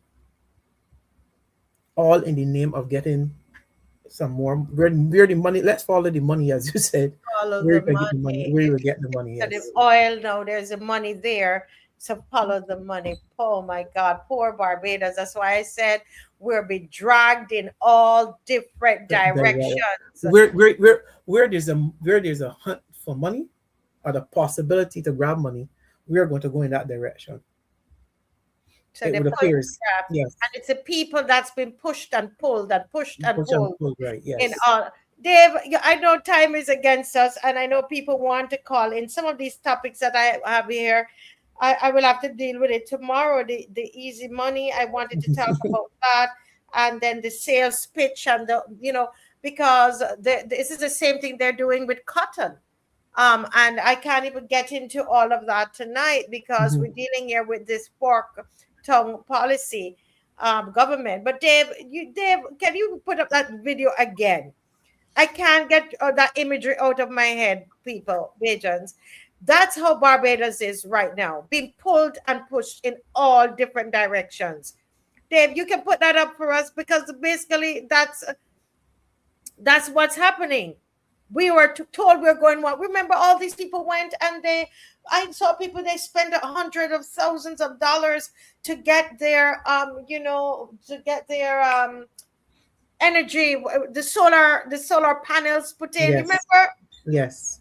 And that was supposed to result in cheaper electricity. But here we have people on the street complaining and talking to the press about expenses and paying for energy.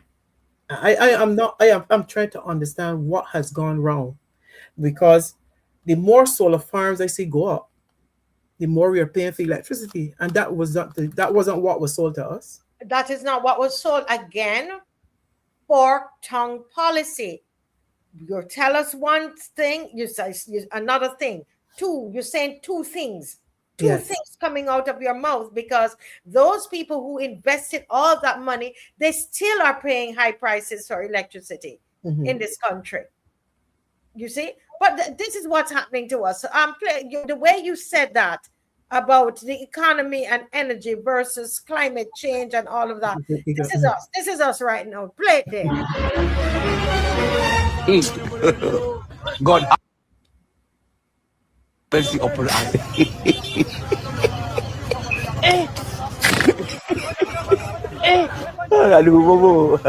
Leo Casipo. That's ecosystem.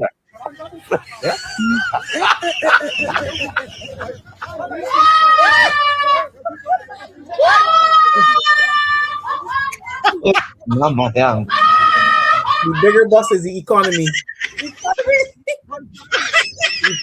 Ecosystem is when it's off, it close off your back.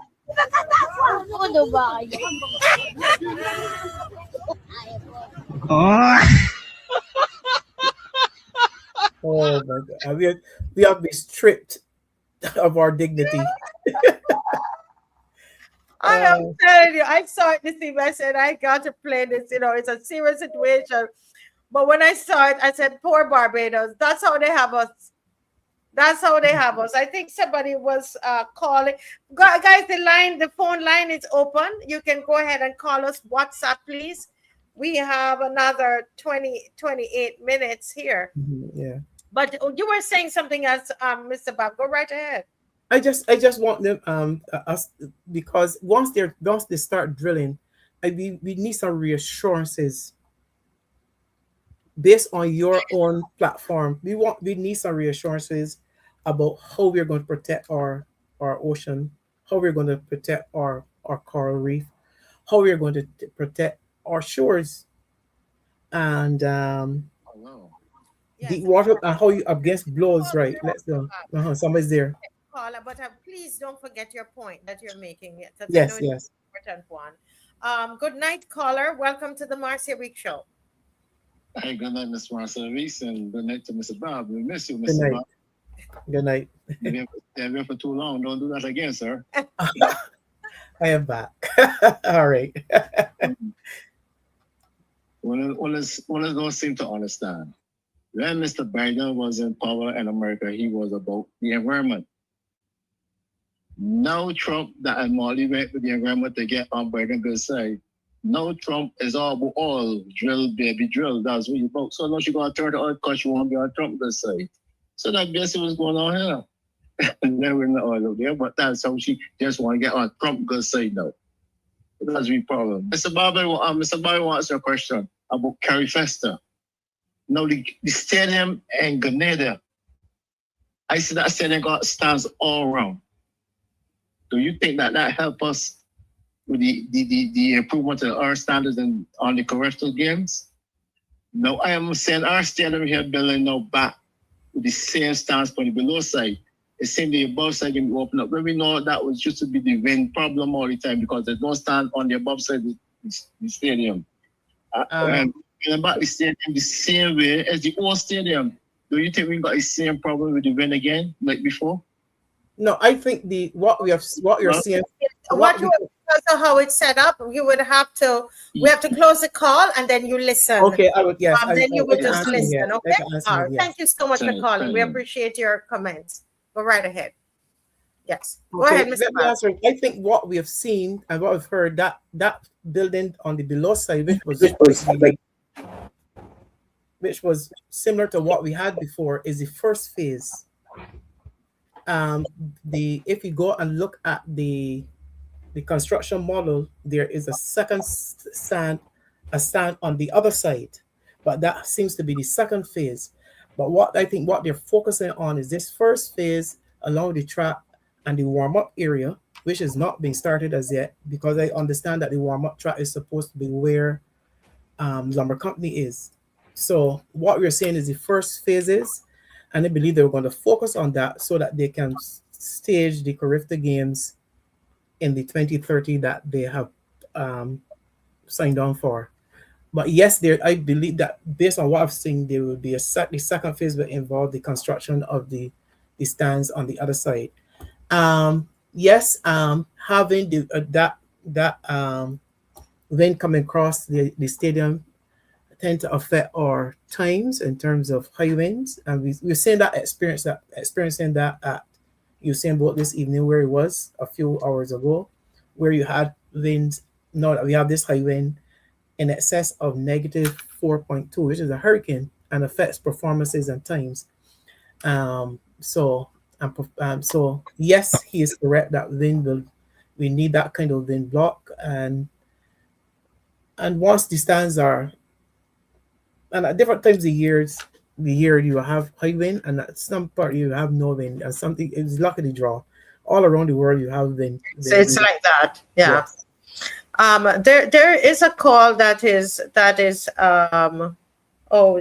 call is gone. I'll probably. Somebody asked if right here, Mr. Bob, are you saying that this project will go beyond 2030? Yes, it will have to. It will have to. Yes, it will have to, because I don't see them constructing the second phase or finish it in time for the CARIFESTA Games. Yes. Somebody's calling you. Coming in. Just turn off your device. Make sure you're not listening to us on a device. Yeah, there's a lot of noise coming through. Okay, can you hear me now? Yes, we're hearing you, but with a lot of noise. But go right ahead. Okay. Welcome to the Marcia Weekes Show. Good night, Marcia. Good night to the loyal opposition. First of all, very quickly, I want to thank you all. Just to let you all know, praise the name of the Lord, my mom will be finally coming home from hospital tomorrow. Wonderful. That's awesome. Right. So thank God. God is good. God is good. And thank you for all the prayers and your well wishes. Yes. And so much appreciated. What y'all were discussing earlier with my comrade Jason and now my other comrade there, I fully agree. This administration boasts of a lot of transparency and transformation, even in education, transformation. But where's the real transformation? They're morning words, and then like words don't match. It don't match. That's why the heading you have is appropriate for such a thing. You know, and I mean, look at the, I know for a fact, I didn't see it myself, all the flooring in the so-called CARIFESTA house that have their soap by Waterford. It coming up, that has some kind of setting out there, so boy near breakfast foot in it, because I had all the youths. You understand?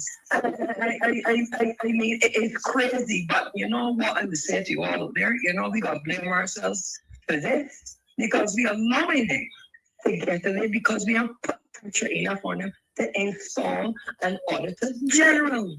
That is why this administration will continue to waste money like this, dollar, and they don't pay it back. I went to school just like Barbados. We learned that when you borrow, remember they do it along with the division of the sums, you borrow and you got to pay it back in order to get the right answer out. They don't know about paying back. They don't only know about borrowing. And you see one more thing, you see the oil thing that they're doing? Yes. She only doing that. The PM, I'll give her a correct title, is only doing that because the idea she had will not come to fruition to be in the United Nations. It is not going to happen for her. So they have to go to plan B now. And plan B really is a joke because who is to say the question I have? When this so-called oil is found, if it's found at all, who will be the real beneficiaries? You have to remember what happened in Jamaica. That Jamaica got shut down. They got to remember that. They got to remember that. And then when they remember that, they will know that this whole thing is a bunch of nonsense, really and truly. I just want to encourage you all to continue hammering them and exploiting the actual points of view and putting the truth out there because the people have a choice to make. They must make a change. Enough is enough of them. Have a good night. Yes, thank you so much. Thank you. Yes, Mr. Bob, we're right ahead. Good night. Yes, the caller is making some good points.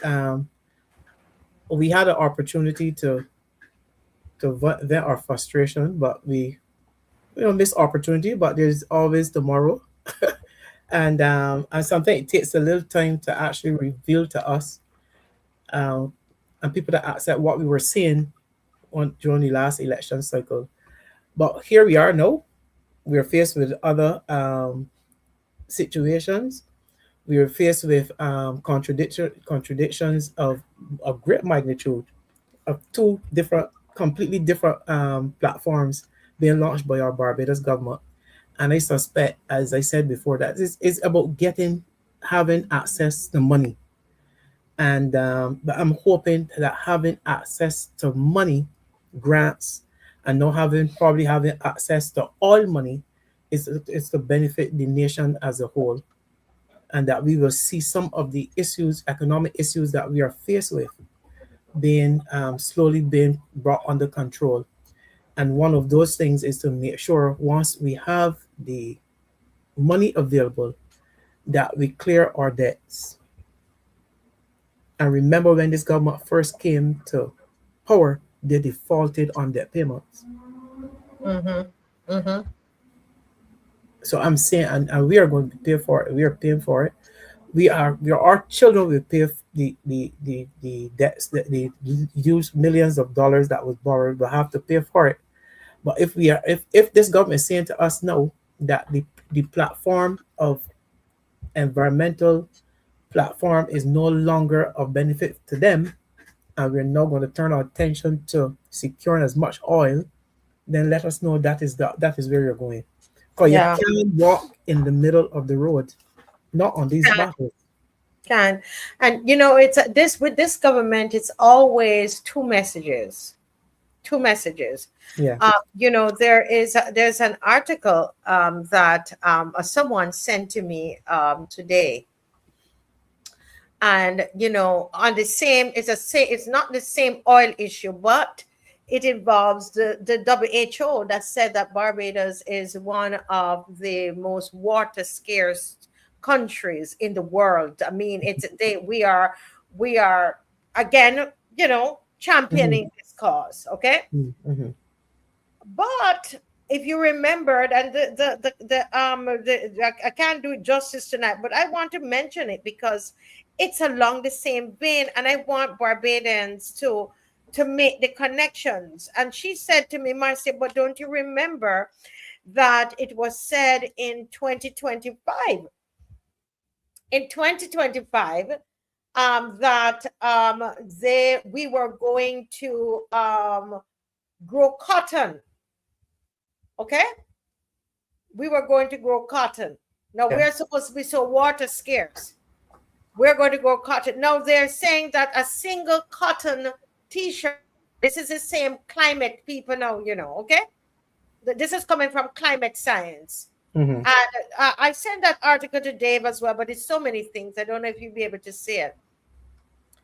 The Climate Science people are saying a single cotton t-shirt requires approximately 2,700 liters of water to produce, the equivalent of one person's drinking water for 2.5 years. And the global fashion industry now consumes approximately 79 billion cubic meters of fresh water annually, much of it drawn from regions already facing severe drought. Now, according to what I found today, and I'm going to continue to look at this, is that, remember, it was Indar Ware. Indar Ware is who came and said they're going to be, anybody out there remember? So we don't understand if the WHO can be saying that we are water scarce. The climate people are saying that it's not, you know, cotton is, it uses up, consumes too much water. What are we doing? How are we going to be doing that in this water scarce country that has been designated and has been, this is what the World Health Organization has said about Barbados. So I don't understand that. And the same thing about now the data center. Yes. How if the environmental gurus are saying, the World Health Organization, the climate science people, they're saying we're water scarce. How are you establishing a data center? The whole thing doesn't. This is why I call it a fork government, because there's this. It's confusing. You have this statement out there, and then we live in a different reality. When you examine the realities of if it can happen, there's some kind of disconnect. There's some kind of disconnect on what they're proposing and what we are actually facing as a country. There's some kind of disconnect between what you're saying internationally and what you're proposing to do in the not too distant future. Yes, one caller here. Yeah. Caller, good night. Welcome to the Marcia Weekes Show. Good night, Marcia, and good night Mr. Bob. Good night. Good night. Are you hearing me? Yes, he's saying good night, but you're not Good able night. to hear him. Go ahead. Oh, okay. All right. We have so many problems in Barbados. I am not sure that as a nation, we are going to be able to solve these problems. But the major problem that I think we need to deal with is the fact that we have a situation in Barbados where governance is unconstitutional. Governance is unconstitutional, and until we recognize that governance and government is unconstitutional and resolve that particular problem, we are not going to get anywhere. Explain what you mean by that. Explain. Can you tell us why you say the governance at this time it's in Barbados is unconstitutional? What do you mean by that? Governance is unconstitutional because the executive authority of Barbados is incomplete. By that I mean that the 1966 constitutional order that was signed by Queen Elizabeth II as head of state stated emphatically that there shall be a leader of the opposition. The absence of a leader of the opposition in Barbados means that governance is not, or the structure of governance is incomplete. And we cannot and must not excuse the absence of an opposition leader in the House of Assembly simply because, well, the electorate, that's what the electorate did. The technical side of it is that governance or government is incomplete without a sitting member of parliament serving as the leader of the opposition, because it is the leader of the opposition who is going to be the chairman of the Public Accounts Committee. And since there is no leader of the opposition and no chairman of the Public Accounts Committee, and then the Auditor General, well, there are problems there with him, I am saying that governance in Barbados, based on those facts, governance is unconstitutional. And until we can solve the constitutional crisis in Barbados, we are not going to solve any of our problems. That's why you say why you say that. Okay, understood. That's your position. And so that's and so listening to all of what the contradictions we're dealing with tonight, you believe that's your opinion, this is a reason for it. Of course it is. And not only that, we have a severe crisis of leadership in Barbados. We have the constitutional crisis where governance is unconstitutional. We also have a crisis of leadership in Barbados. That's why we're having all of these problems. And if I may bring it home now and close off, no, you were dealing with the issues tonight with and so on and so forth. There is a pattern that I am seeing developing here, or that has developed. The economy of Barbados was developed to meet the needs of British aristocracy, not the people of Barbados. That economy was built by slave labor. All right.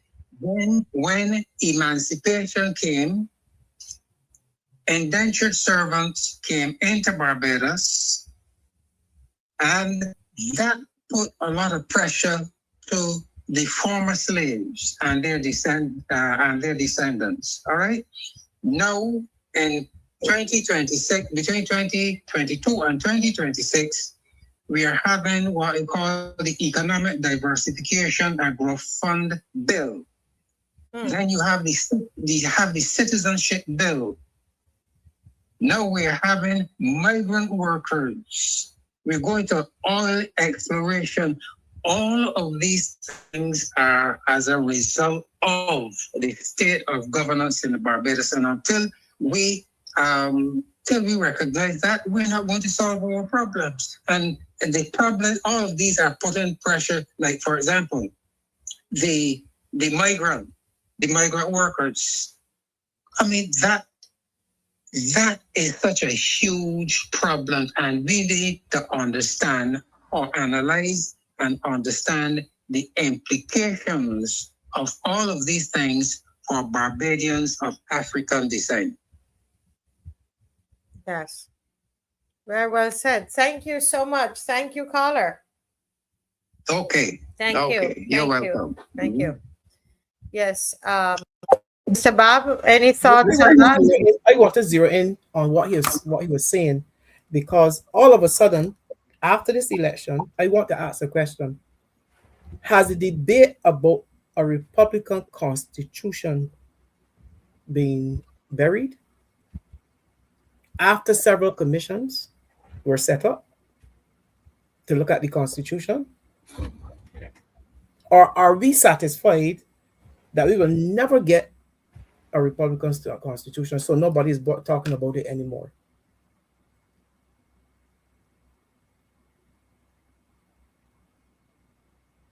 So you have the distraction of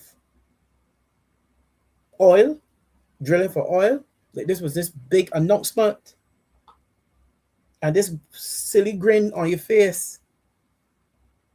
So once you throw money, because during elections, rumors were said that money was thrown. So once you throw money, the possibility of getting money at our people, we tend to think that all is well, and we don't make any noise about it. We keep quiet. So it's another distraction, but there's still outstanding, as the caller said, there's still outstanding issues as it relates to our governance that needs to be settled. You're muted.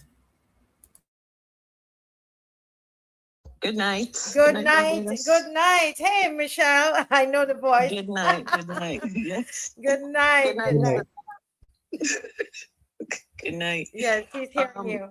I just want to say that there's some things that need to be thought about when it comes to this oil drilling and what the people of Barbados will benefit.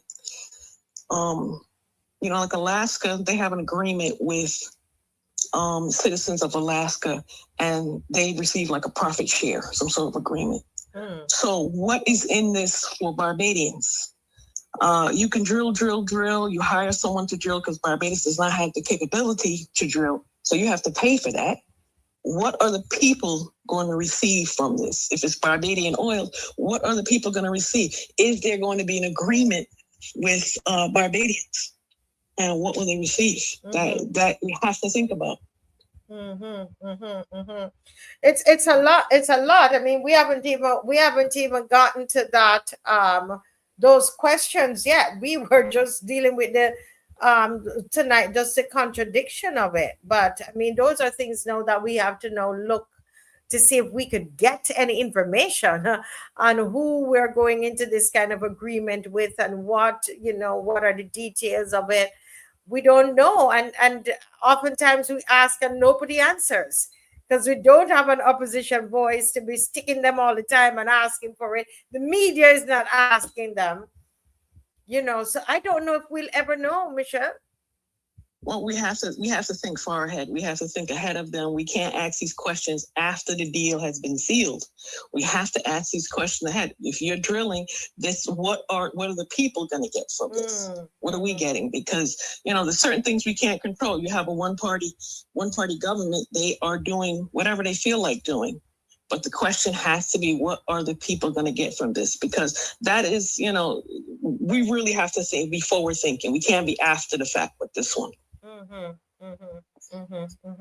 We have to think ahead. Well, I guess the next time we look at this is something that we will then go into a little deeper. But right now, this is what I think the shock that is hitting the world, and using it to look at some of our other issues that we're experiencing here, the contradictions, and why nothing is working because we're pulling in all different directions.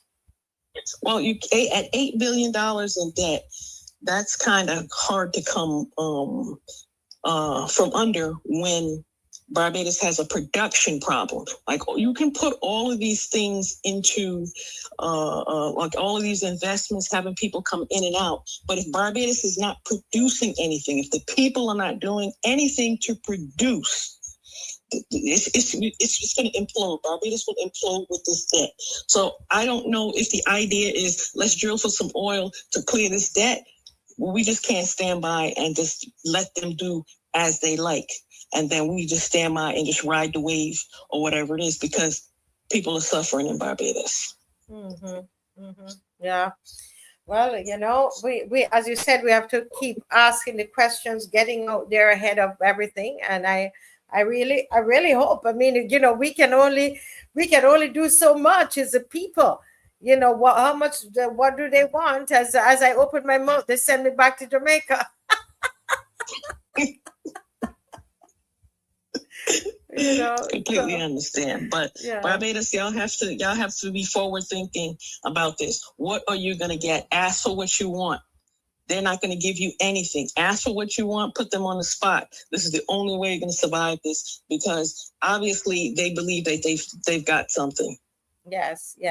Well, thank you so much for calling, caller. Thank you. All right. Good night. Love you, Barbados. Good night. Good night. Good night. Love you too. We love you too. Yeah, Marcia. Yeah. Go ahead. She made a great point. The point it was making, what are we going to benefit? Is this, as she made the point, is this the opportunity for us now? We're not producing, we're not manufacturing is done, we're not exporting a lot, if anything at all. So is this the chance now for us to produce something and get some money? I saw Adrian Hines on here comment. Adrian, come back here. You gotta come on with me at night, Adrian Hines. Let me talk. I see him on here. He's still as passionate, and you could hear in his submissions as well when he writes. So Adrian, looking for you for a night. I'm back. The pressure of school is over. And the season is coming to an end. So yeah, we want to get back on. Well, this is still our country, he's welcome. He knows he's welcome. This is still our country. Yes, I know. You know, a lot of people after elections, not necessarily Adrian, but some people, you know, it's not easy because the people, they went ahead and what we're dealing here with. People went ahead and voted for this pork tongue government, and you know, the first person who called this government a pork tongue government was Caswell Franklin. Yes. And I never heard anybody cursing him. Nobody cursing him. They don't dare open their mouth and say one word to Caswell Franklin. He has used that. The first time I heard that term used in relation to this government was Caswell Franklin. You know, but they think that they have thing for me. Yeah, I saw them with this their silly focus, because when you have them in a corner, they tend to attack personally, and they look for the smallest thing to blow it up, to distract. You said they're fork tongue. You put up a graphic that describes. They don't like it. That is why they're so. They don't like it. What you do? You don't like it.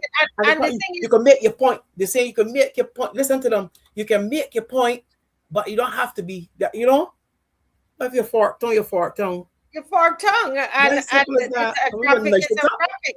And it was clear on one side you're saying this, and one side it's a clear graphic. You just don't like the graphic. Well, that's up to you.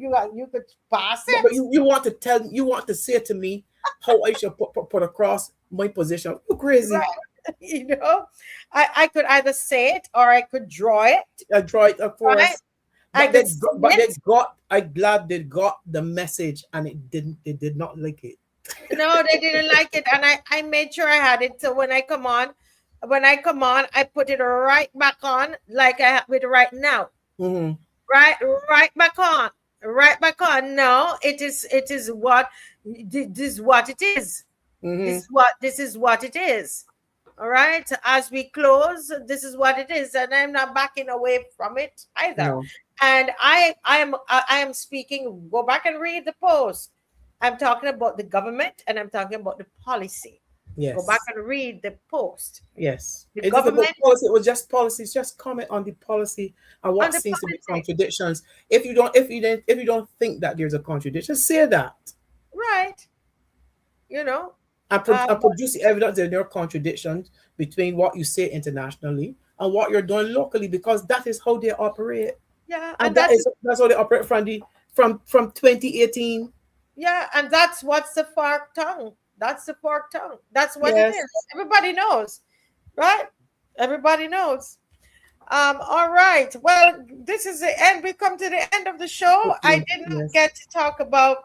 We can do that another two of my other topic, the sale pitch. The sale pitch of Barbados. We didn't get to break that down. We need to get into that sales pitch.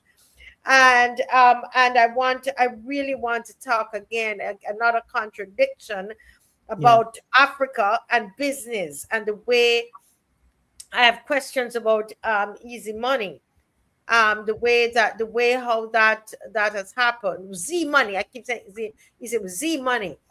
I want to speak about that, and I want to do justice to it.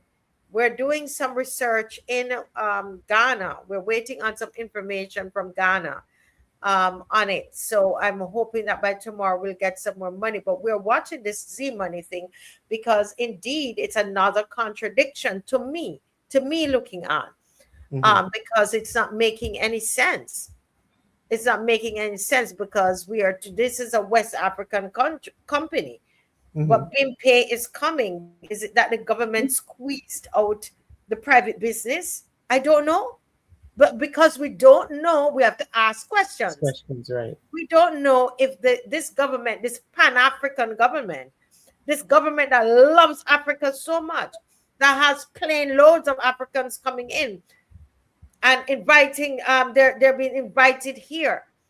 I would think that the business of Africans would be a priority because this is a Pan-African government, led by a Pan-African leader. So what happened with Z Money and BIMPE? Did we witness? I don't know. And because again, we can only ask questions. Did we just notice a government squeezing out a private business? I don't know. It's very interesting, but we're going to pick up on this tomorrow. Hopefully I get some more information from Ghana. We have a journalist there working on something for us. But Mr. Babu, what's your final word before we go? I like all the people in Barbados today, we are welcoming any opportunity for us to be able to lift ourselves out of this debt that we have been saddled with. And if the opportunity arises for our government to have an oil exploration that produces that type of money that our children's future, which is now held in bondage, can be released, yes. But what we don't understand, and we want to understand, is if you're now swapping your environmental platform, international platform, for this opportunity of oil money. That is what we want to hear. Yeah, not against oil, not against drilling. Once it's done safely. Not. I kept saying it the whole night. From the start of the show, that would be very stupid, but we just need to understand the contradiction, and we need a statement. I think you've got to say something. You got to say something. This thing here, we're finished all the time, but this thing here is a contradiction too. Exactly. It's a contradiction. Getting a fork tongue policy. Yes. What it is. This was supposed to be done for CARIFESTA. Yeah. It's not finished, and we're being told no that they're going to have to.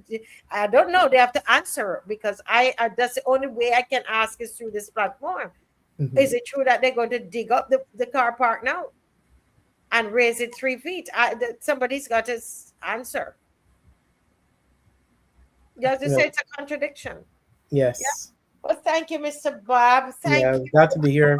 Yes. Even though it's a short time, it's good to be back. And then know that school is winding down and the season is winding down at the same time. I'm going to make the effort. There's Adrian Hines, I'm calling you out too. Good night, Adrian. All right. God bless. Okay, then. All right, good night. Thank you so much, Mr. Bob, and sleep well. Okay, God bless. Good night. You too as well. Good night.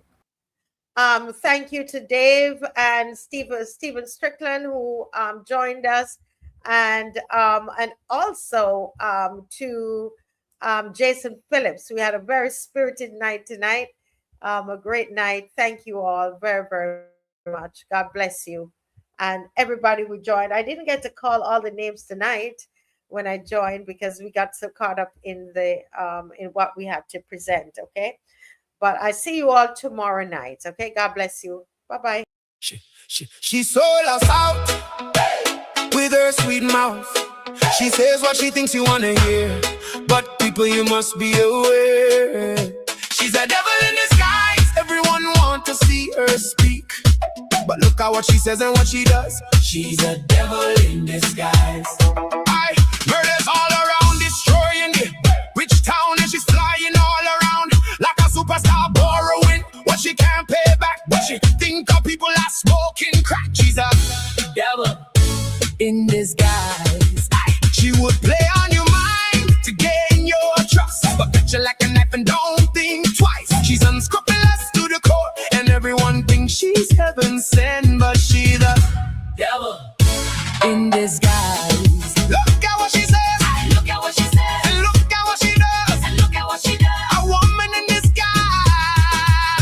She tells lies a lie, but lie does make it to the top, while the country is on the burial ground. The devil in disguise. This devil in disguise. This devil in disguise. She would hold lots of parties to get all the people behind she. But when the party done, she put taxes in your soul. She don't care if you're young or old, or you're coming in from the cold. She's a devil in disguise. Oh, I gotta let the people know she robbing the treasury, it clearing everyone can see. She's a devil in disguise. She a devil in disguise. Stop telling lies. She a devil in disguise. And the lies turn to fly. Devil in disguise. You're telling lies. She a devil in disguise. Can I say that twice? She a devil in disguise. Having parties like flies when people so blind to open their eyes. She a devil in disguise. She a devil